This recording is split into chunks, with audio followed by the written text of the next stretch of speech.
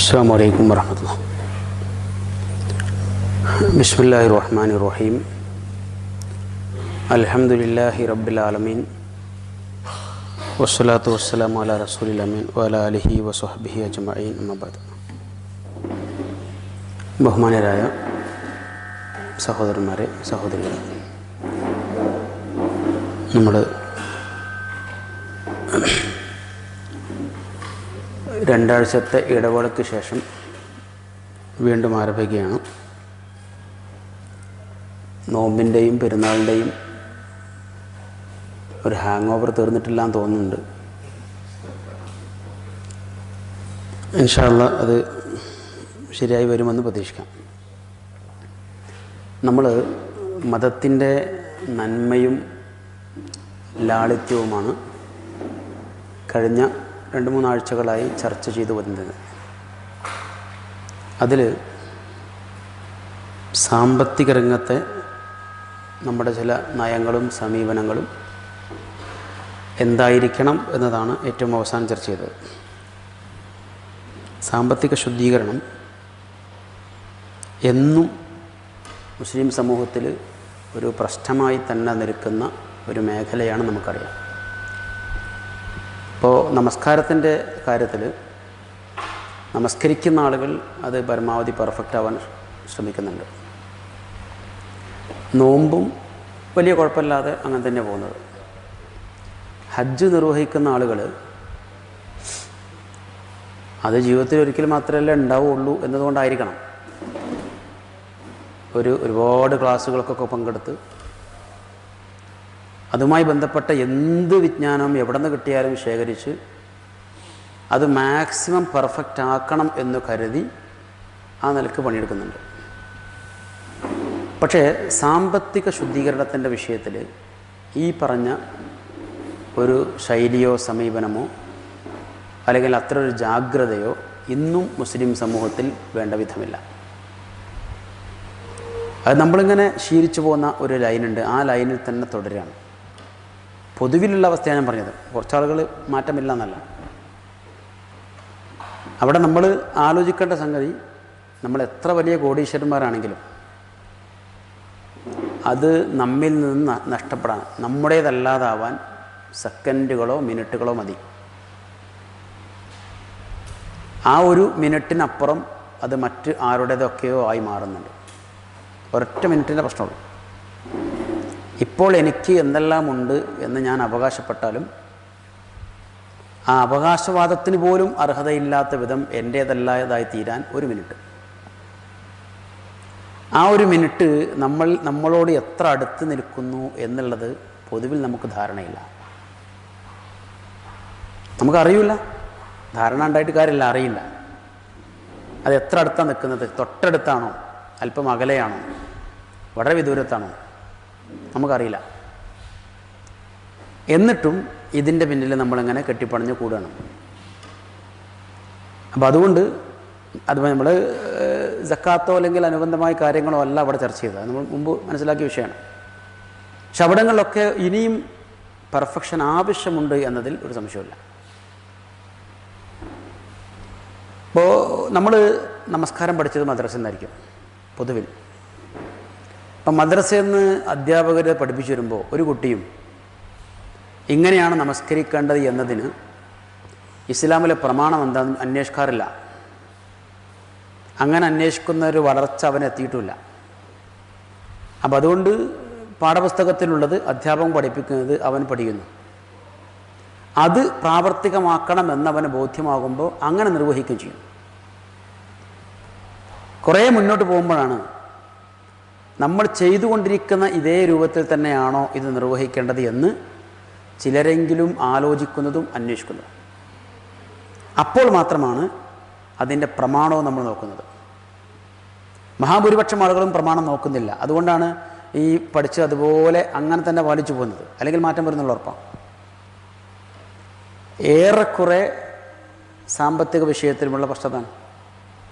നമ്മളെ എന്നാണോ സമ്പത്ത് ചെലവഴിക്കാൻ തുടങ്ങിയത്, പ്രത്യേകിച്ച് അള്ളാഹുവിൻ്റെ മാർഗ്ഗത്തിൽ എന്നാണോ ചെലവഴിക്കാൻ തുടങ്ങിയത്, അന്ന് നമ്മുടെ മനസ്സിൽ ഉള്ള ചില ധാരണകളും അറിവുകളുമുണ്ട്.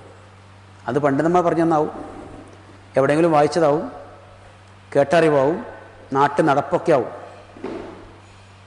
എന്നാൽ ആ കേട്ടറിഞ്ഞ നാട്ടു നടപ്പുമായി ബന്ധപ്പെട്ട് ഞാൻ ഇപ്പോൾ അനുവർത്തിച്ചു കൊണ്ടിരിക്കുന്ന ഈ കാര്യം ഇങ്ങനെ തന്നെയാണോ 100% ശരി എന്നൊരന്വേഷണം പൊതുവിൽ നടക്കാറില്ല.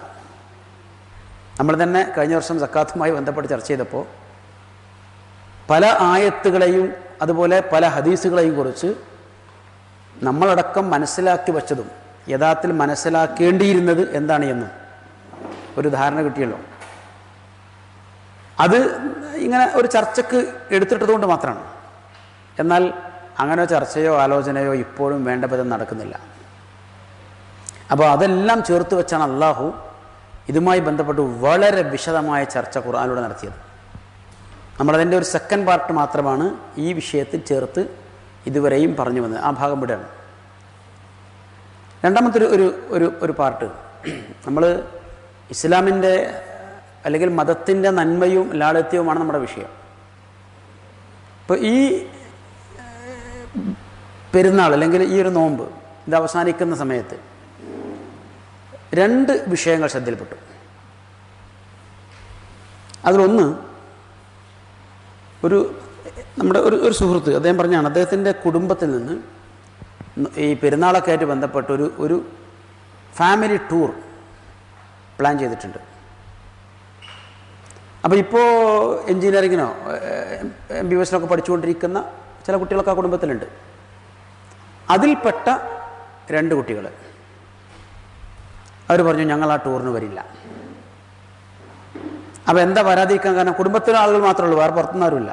ഒരു വീട്ടിലുള്ള ഒരു കുടുംബത്തിലെ ആളുകൾ 10-50 പേരുണ്ടാവും. എന്തുകൊണ്ടാണ് വരാത്തത്? അവർ പറഞ്ഞ കാരണമാണ് നമ്മൾ ശ്രദ്ധിക്കേണ്ടത്. ടൂറൊക്കെ ആകുമ്പോൾ എന്തായിരുന്നാലും കുറച്ച് പാട്ടും കളിയൊക്കെ ഉണ്ടാവും. അതിൽ നിർബന്ധമായും സംഗീതത്തിൻ്റെ സാന്നിധ്യം ഉണ്ടാവും. എന്ന് പറഞ്ഞാൽ ഉപകരണ സംഗീതം. അത് നമ്മുടെ ഈമാനിനെ തകർത്ത് കളയുന്ന അപകടകരമായിരിക്കുന്ന ഒരവസ്ഥയിലേക്ക് നമ്മളെത്തിക്കുമെന്നാണ് അവരുടെ ഒരു അവരുടെ വാദം. ആ പേരിലാണ് അവർ പങ്കെടുക്കുന്നില്ല എന്ന് പറഞ്ഞത്. അപ്പോൾ ഞാൻ സൂചിപ്പിച്ചത് ഈ മതം എന്നതിനെ നമ്മൾ പുതിയ കാലഘട്ടത്തിൽ മനസ്സിലാക്കി വരുന്നതിലെ ചില പ്രശ്നങ്ങൾ ചെറിയ സംഗതിയല്ലത്. സംഗീതം അനുവദനീയമാണോ അല്ലയോ എന്നൊക്കെ ചർച്ച വിശാലമായ സംഗതിയാണ്. പക്ഷേ ഇവിടെ ഇത് വളരെ പ്രധാനപ്പെട്ട ഇത് പെരുന്നാളാണ്.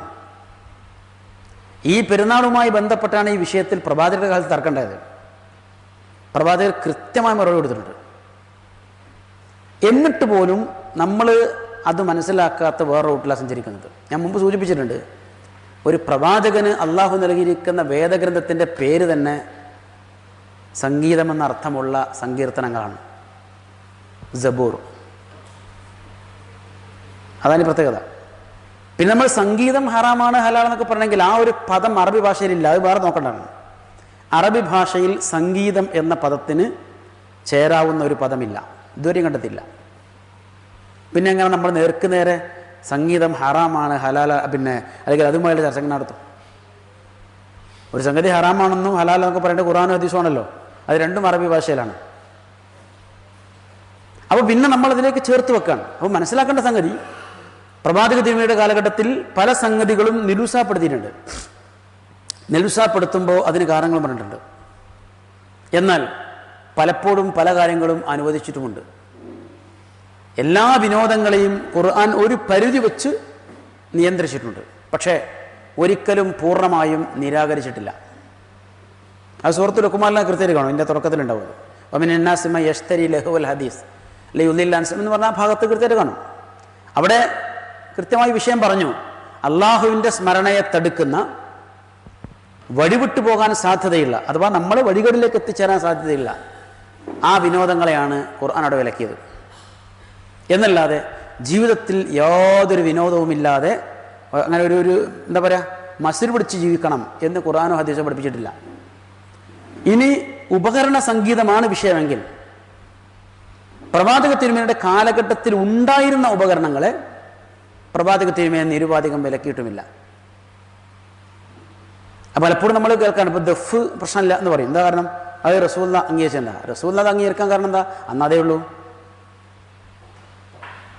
അന്ന് അത്രയേ ഉള്ളൂ. അന്നില്ലാത്ത എന്തെല്ലാം സംഗതി നമ്മളിപ്പോൾ ഉപയോഗിക്കുന്നുണ്ട്. അന്ന് ഒട്ടകവും കുതിരയും ഒക്കെയാണ്, കഴുതയും ഒക്കെയാണ് യാത്രാവാഹനം. നമ്മൾ ഇന്ന് വിമാനത്തിൽ സഞ്ചരിക്കുന്നു. എന്താ തെളിവ് ഇസ്ലാമിൽ? ഇസ്ലാമിൽ തെളിവെന്താ? ഒട്ടകത്തെ അല്ല അവിടെ കണ്ടത്, വാഹനത്തെയാണ് കണ്ടത്. പ്രവാചക തിരുമേനി ഒട്ടകപ്പുറത്ത് സഞ്ചരിച്ചു എന്ന് പറഞ്ഞാൽ വാഹനം ഉപയോഗിക്കുവാനുള്ള തെളിവായി. ഇനി വാഹനം എന്തായിരിക്കണം? അത് ഓരോ കാലഘട്ടത്തിനും സൂട്ടബിൾ ആയിരിക്കുന്ന വാഹനമായിരിക്കണം. അത്രയുള്ള വിഷയം. അങ്ങനെ വായിച്ചെടുക്കാൻ കഴിയാതെ പോയാൽ നമ്മളിപ്പോഴും ഒട്ടകപ്പുറത്ത് തന്നെ ഇരിക്കേണ്ടി വരും. എന്ന പോലെ അന്ന് ലഭ്യമായിരുന്ന ഉപകരണങ്ങളെ പ്രവാചക തിരുമേനി നിഷിദ്ധമാക്കിയിട്ടില്ലെങ്കിൽ അവർ മനസ്സിലാക്കേണ്ടെന്താ?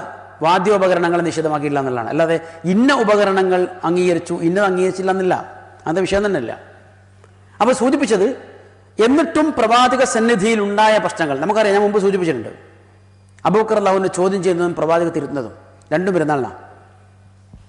പെരുന്നാൾ ദിവസമാണ് ആ കുട്ടികൾ മിസ്മാർ ഉപയോഗിച്ചുകൊണ്ട് പാട്ട് പാടുന്നത്. മിസ്മാർ എന്ന് പറഞ്ഞാൽ മലയാള ഭാഷയിൽ അതിന് വീണ എന്നോ പിന്നെ അങ്ങനെ പല അർത്ഥവും, ഹാർമോണിയം എന്നൊക്കെ അർത്ഥം കൊടുത്ത ആളുകളുണ്ട്. അങ്ങനെ പല അർത്ഥം കൊടുത്തിട്ടുണ്ട്. പക്ഷെ അതിൻ്റെ ആശയം എത്രയേ ഉള്ളൂ, വായു സഞ്ചാരം മൂലം ശബ്ദിക്കുന്ന ഉപകരണം അത്രയേ ഉള്ളൂ. ഇപ്പോൾ ഹാർമോണിയം ആണെങ്കിലും വീണയാണെങ്കിലും പുല്ലാങ്കുഴലാണെങ്കിലും ഒക്കെ സാധാരണഗതിയിൽ അതിനെ ചലിപ്പിക്കുന്നത് വായുവാണ്. അങ്ങനെയുള്ള എല്ലാ ഉപകരണങ്ങൾക്കും പറയാവുന്ന പേരാണ് മിസ്മാർ. അപ്പോൾ ഇത് ഉപയോഗിച്ച് പാട്ടുപാടുന്ന കുട്ടികളെ കണ്ടപ്പോഴാണ് അബൂബക്കർ റളിയല്ലാഹു ചോദിച്ചു, ആ മിസ്മാറു ഷയാത്തീൻ ഇന്ദ റസൂലില്ല, അള്ളാഹുവിൻ്റെ റസൂലിൻ്റെ അരികിലാണോ പിശാജിൻ്റെ പുല്ലാങ്കുഴൽ എന്താ പറയേണ്ടത്, വീണ നിങ്ങൾ മീട്ടിക്കൊണ്ടിരിക്കുന്ന ചോദിച്ചത്. പലപ്പോഴും ഈ ഒരു ഭാഗം മാത്രമാണ് നമ്മുടെ ചർച്ചയ്ക്ക് വരുന്നത്. അതിന് ബാക്കിയുണ്ടല്ലോ. റസൂൽ കേട്ട് ഉണർന്നു, എന്നിട്ട് അതിലിടപെട്ടു. എന്താ പറഞ്ഞത്?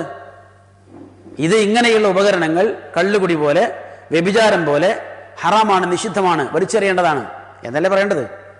പക്ഷെ പറഞ്ഞത് അബൂബക്കർ അവർ വിട്ടേക്ക്, ഇന്ന് പെരുന്നാളല്ലെന്നാ. ഇന്ന് പെരുന്നാളല്ലേ എന്ന് പറഞ്ഞാൽ പെരുന്നാൾ ആനന്ദിക്കുവാനും ആഘോഷിക്കുവാനും സന്തോഷിക്കുവാനും ഉള്ളതാണ്.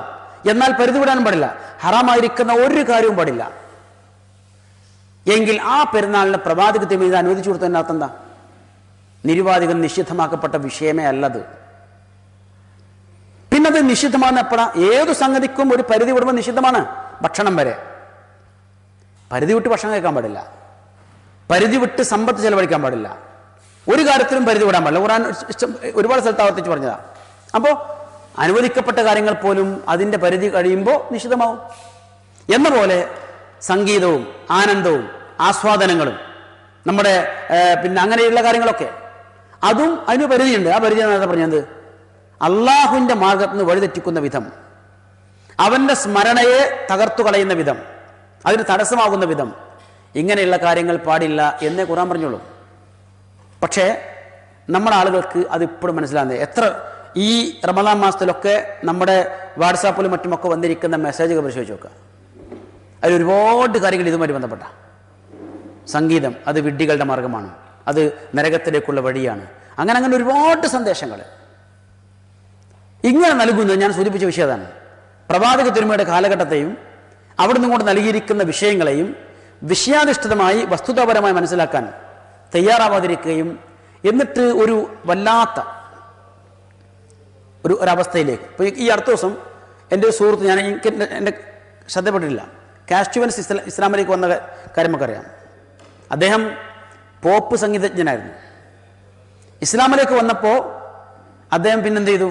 ആ പണിയൊക്കെ നിർത്തി, അപ്പണിയൊക്കെ നിർത്തി. എന്നിട്ട് ഖുർആനും ഹദീസും കാര്യങ്ങൾ പോവാണ്. ഇപ്പോഴക്കാലത്ത് ഒരു പതിറ്റാണ്ടിന് ശേഷം അദ്ദേഹം വീണ്ടും ഇസ്ലാം പ്രോത്സാഹിപ്പിക്കുന്ന അത്രയും സംഗീതത്തെ പ്രോത്സാഹിപ്പിച്ചിരിക്കുന്ന ഒരു മതവുമില്ല എന്നുള്ളത് അദ്ദേഹം നിൽക്കുന്നത്. ഇപ്പോൾ അതിന് അദ്ദേഹം പറഞ്ഞിരിക്കുന്ന ഉദാഹരണം, വിശുദ്ധ ഖുർആൻ വെറുതെ പാരായണം ചെയ്യാൻ പാടില്ല, അത് സംഗീതാത്മകമായി പാരായണം ചെയ്യണം. അതിനാണ് തജ്വീദ് എന്ന നിയമം. നമ്മുടെ സാധാരണ പാട്ടിനും ഇല്ലല്ലോ. നമ്മളെ പാട്ടിൻ്റെ തജ്വീദാണ് എന്ത്? അതിൻ്റെ പിന്നെ ശ്രുതി സംഗീത പിന്നെ സംഗതി എന്നൊക്കെ പറഞ്ഞ് നമ്മൾ പഠിക്കുന്ന വിഷയം അത് പാട്ടിൻ്റെ തജ്വീദാണ്. ഒരു പാട്ടാണെങ്കിൽ അതിന് താളം വേണം, ശ്രുതി വേണം, സംഗതി വേണം, അങ്ങനെ ഒരുപാട് സംഗതി വേണം അല്ലേ? അതുപോലെ തന്നെ ഖുർആൻ പാരായണം യഥാർത്ഥത്തിൽ ഖിറാഅത്താവണമെങ്കിൽ അതിന് തജ്വീദ് വേണം. അത് രണ്ടും അതിനെ ഉപയോഗപ്പെടുത്തിക്കൊണ്ടാണ് അദ്ദേഹം പറഞ്ഞത് വിശുദ്ധ ഖുർആൻ സംഗീതാത്മകമായി പാരായണം ചെയ്യുവാനാണ് അള്ളാഹ് ആവശ്യപ്പെട്ടത്, പ്രവാചകരും ആവശ്യപ്പെട്ടത്. അതുകൊണ്ട് പ്രത്യേക നിയമം ഉണ്ടാക്കിയിട്ടുണ്ട്. അങ്ങനെയുള്ള ഖുർആനിൻ്റെ അനുയായികൾ എങ്ങനെയാണ് സംഗീത വിരുദ്ധമായിരിക്കുന്നൊരു സമീപനം സ്വീകരിക്കുക എന്ന് പറയുകയും അദ്ദേഹം പോപ്പ് സംഗീതത്തിലേക്ക് പോയില്ലെങ്കിലും മുസ്ലിമായി നിന്ന് ഇസ്ലാമികമായി തന്നെ ആ മേഖലയിൽ മുന്നോട്ട് പോകാൻ സാധിക്കുമെന്ന് ഇപ്പോൾ പറഞ്ഞുകൊണ്ടിരിക്കുന്നു എന്നാണ്. ഞാൻ ആ പുസ്തകം വായിച്ചില്ല, അദ്ദേഹത്തിന് പുതിയ പുസ്തകം ഇറക്കിയിട്ടുണ്ട്. അപ്പോൾ ഞാൻ സൂചിപ്പിച്ചെന്താ അറിയോ, ചിന്തിക്കുന്ന പഠിക്കുന്ന ആളുകൾക്ക് കാര്യം മനസ്സിലാകുന്നുണ്ട്. നമ്മൾ ഒട്ടും ചിന്തിച്ചുകൂടാ എന്ന് തീരുമാനിച്ചാൽ നിർവാഹമൊന്നുമില്ല. അതാണ് വിഷയങ്ങൾ. അല്ലെങ്കിലും ഈ പ്രകൃതി മുഴുവനും സംഗീതാത്മകമാണ് എന്നുള്ളത് ആർക്കും മനസ്സിലാവും. പ്രപഞ്ചം മുഴുക്കി അങ്ങനെയാണ്. എല്ലാറ്റിനും ഒരു താളമുണ്ട്, എല്ലാത്തിനും ഒരു താളമുണ്ട്. സംഗതിയും ശ്രുതിയും നമുക്ക് കണ്ടെത്താൻ പറ്റും. അവിടെ നിന്നുകൊണ്ട് ഇത് എന്നിട്ട് നമ്മൾ ഇപ്പുറത്ത് വെച്ചിട്ട് പറഞ്ഞത് ഇത് എല്ലാം പിന്നെ വ്യഭിചാരം പോലെ കള്ളുകുടി പോലെ ഹറാമാകുന്നു, നിഷിദ്ധമാകുന്നു ഫത്വ കൊടുക്കുക. അപ്പം ഞാൻ സൂചിപ്പിച്ചത് ഇത് ഈ പെരുന്നാളുമായി ബന്ധപ്പെട്ട് വന്നൊരു ചർച്ചയിലായതുകൊണ്ടാണ് ഇവിടെ ഇപ്പോൾ സൂചിപ്പിച്ചത്. ആലോചിക്കുക, പെരുന്നാൾക്കാണ് പ്രവാചകത്വം എന്ന വിഷയത്തിൽ ഇടപെട്ടത്. അങ്ങനെ ഒരുപാട് കാര്യങ്ങൾ. രണ്ടാമത്തെ ഒരു വിഷയം, ഈ കോഴിക്കോട് ഒരു ഇസ്ലാമിക് സ്കൂളിൽ പഠിക്കുന്ന ഒരു കുട്ടി, ആ ഇസ്ലാമിക് സ്കൂൾ എന്ന് പറഞ്ഞാൽ അതിനർത്ഥം ഭൗതികവിജ്ഞാനമാണ്.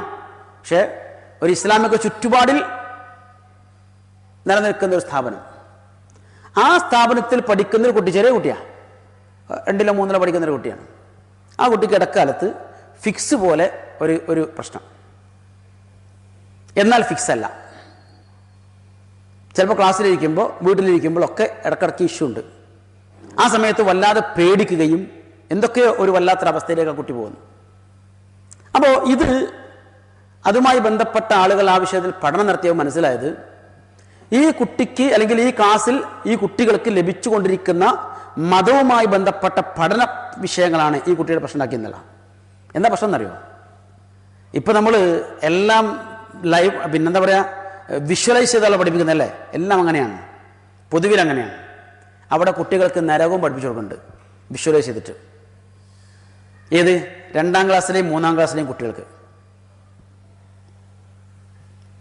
നമ്മൾ കൂടെ ആലോചിക്കേണ്ട സംഗതി ഉണ്ട്. സ്വർഗവും നരകവും എന്തായിരുന്നാലും നമുക്ക് ആനിമേറ്റ് ചെയ്ത് എടുക്കാൻ പറ്റുന്ന സംഗതിയല്ല. അത് അതിൻ്റെയൊക്കെ മുകളിലാണ് റസൂൽ കൃത്യത പറഞ്ഞിട്ടുണ്ട്. ആ സ്വർഗത്തെക്കുറിച്ച് പറഞ്ഞപ്പോൾ റസൂലിൻ്റെ വാചകം എന്താ? ഒരു കണ്ണും കണ്ടിട്ടില്ലാത്ത, ഒരു കാതും കേട്ടിട്ടില്ലാത്ത, ഒരു നാവും രുചിച്ചിട്ടില്ലാത്ത, ഒരാളും ഇതുവരെയും അനുഭവിച്ചിട്ടില്ലാത്തത്. അതത്രേ പറയാൻ പറ്റുള്ളൂ. എന്നിട്ട് നമുക്ക് മനസ്സിലാകാനും വേണ്ടി ചില ഉദാഹരണങ്ങൾ വേറെ പറഞ്ഞൊന്നേ ഉള്ളൂ. ഇത് വെച്ചിട്ട് നമുക്ക് സ്വർഗത്തെ ആനിമേറ്റ് ചെയ്യാൻ പറ്റുമോ? അതുപോലെ നരകവും, നരകത്തിൻ്റെ കഠോരമായ ചൂട്. എന്നാലോ ആരും അങ്ങനെ കരിഞ്ഞ് അവസാനിക്കണില്ല. അത് പിന്നെയും ഇങ്ങനെ തിരിച്ചു വരുന്ന അങ്ങനെ വിഷയമുണ്ടല്ലോ. നമ്മൾ എന്നിട്ട് ഇതൊക്കെ ആനിമേറ്റ് ചെയ്തിട്ട് ആളുകൾ ഈ തീയിൽ കിടന്നിങ്ങനെ വെന്ത് ഉരുകുന്നത്, അവരുണ്ടാക്കുന്ന വെപ്രാളങ്ങൾ, പ്രശ്നങ്ങൾ, അട്ടഹാസങ്ങൾ, ഇതൊക്കെ ചിത്രീകരിച്ചിട്ട് ഈ കൊച്ചു കുട്ടികളുടെ മുമ്പിൽ കാണിച്ചു കൊടുക്കുകയാണ്. ആ കുട്ടികളിൽ ഒരാൾക്കേ അങ്ങനെ പ്രയാസം ഉണ്ടായുള്ളൂ എന്നതാണ് അത്ഭുതം. പ്രവാചക തിരുമേനിയുടെ പഠന സമീപനങ്ങൾക്ക് പോലും ഇതിനാണത്. അതുകൊണ്ടല്ലേ റസൂൽ പറഞ്ഞാൽ എന്താ, നിങ്ങൾ 7 വയസ്സായ കുട്ടിയോട് നമസ്കരിക്കാൻ നിർദ്ദേശിച്ചോളി, കൽപ്പിക്കണ്ട, നിർദ്ദേശിച്ചോളി. ആ നിർദ്ദേശം എങ്ങനെയാ? നിങ്ങൾ നിസ്കരിക്കാൻ പോകുമ്പോൾ ഓരോ കൊണ്ടേകൾ കൂടെ അവർ വന്നോളും, അവർക്ക് അറിയുന്ന നമസ്കാരം നിർവഹിച്ചോളും, അത് മതി. അല്പം നിർബന്ധ സ്വരം വേണ്ടത് 10 വയസ്സിന് ശേഷം. എന്താ അതിനർത്ഥം എന്നറിയോ? ഒരു കാര്യം നമ്മൾ കുറച്ച് സമ്മർദ്ദം ചെലുത്തി പറഞ്ഞാൽ ഇതിന് പ്രാധാന്യമുണ്ട് എന്ന് മനസ്സിലായി തുടങ്ങുന്ന പ്രായത്തിൽ അത് പറയാൻ പാടുള്ളൂ. അപ്പോഴും എന്തില്ല, ഒരു ശിക്ഷാ നടപടി എന്ന നിലക്ക് അവരെ ഒരു പ്രോത്സാഹനത്തിന്റെ ഭാഗം എന്നല്ല, അതിനപ്പുറത്തൊന്നുമില്ല. എന്തുകൊണ്ട്? ഒരു കുട്ടിയും അവനും പ്രായപൂർത്തിയാകുന്ന മുമ്പ് മരണപ്പെട്ടാൽ അവന് നരകത്തിൽ പ്രവേശിക്കുക എന്നുള്ള ഉറപ്പാണ്, ഒരു സംശയമില്ലല്ലോ. അങ്ങനെയുള്ള ഈ കുട്ടികളുടെ മുമ്പിൽ ഈ നരകം നമ്മൾ പ്രദർശിപ്പിച്ചു കൊടുക്കേണ്ട ഒരു കാര്യമില്ല. മാത്രമല്ല അള്ളാഹു മനുഷ്യരെ ഒരിക്കലും നരകത്തിലേക്ക് ക്ഷണിച്ചിട്ടില്ല. മനുഷ്യരെ നരകത്തിലേക്ക് ക്ഷണിച്ചിട്ടില്ല, സ്വർഗത്തിലേക്ക് മാത്രമേ ക്ഷണിച്ചിട്ടുള്ളൂ. നരകത്തിലേക്ക് നമ്മൾ എത്തിപ്പെടുന്നതാ. ആ എത്തിപ്പെടൽ എപ്പോഴാ? അതിനെക്കുറിച്ച് ബോധമുണ്ടാകുന്നൊരു പ്രായത്തിലെത്തുക, അല്ലാതെ വ്യക്തമില്ല. അപ്പം ഞാൻ പറഞ്ഞത്, അതേസമയത്ത് കുട്ടികൾക്ക് സ്വർഗത്തെക്കുറിച്ച് പറഞ്ഞു കൊടുത്തൂടെ? അവർക്ക് താല്പര്യമുണ്ടാകുന്ന, അവർക്ക് പ്രതീക്ഷയുണ്ടാകുന്ന, ആഗ്രഹമുണ്ടാകുന്ന എന്തെല്ലാം കാര്യങ്ങൾ സ്വർഗവുമായി ബന്ധപ്പെട്ട് പറഞ്ഞു കൊടുക്കാൻ പറ്റും.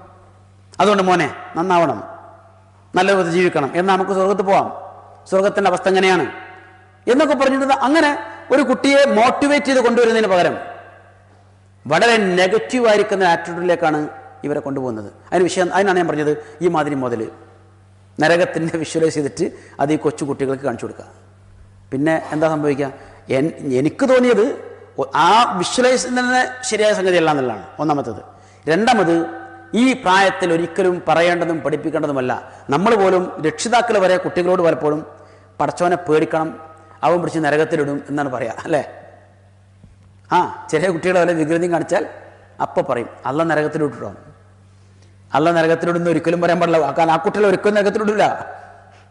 ആ കുട്ടി ആ അവസ്ഥയിൽ മരിച്ചുപോയാൽ നരകത്ത് പോണ പ്രശ്നം തന്നെ ഒതുക്കണില്ല. പിന്നെ നമ്മളെന്തിനാ അല്ലാതെ കാര്യം പറഞ്ഞു? അതേ സമയത്ത് ആ കുട്ടിക്ക് എന്തുണ്ട്? പ്രതീക്ഷ ഉണ്ട്, സ്വർഗം. അത് പറഞ്ഞു കൊടുക്കുക.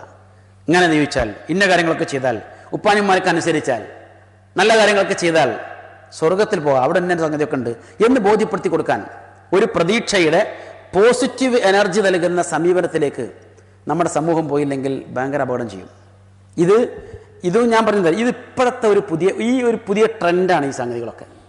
അത് നിങ്ങൾ ഈ വാട്സപ്പ് മെസ്സേജ് അങ്ങനെ ഏത് മെസ്സേജ് പരിശോധിച്ചാലും ഇങ്ങനത്തെ കുറേ സാധനങ്ങൾ കാണാൻ പറ്റും.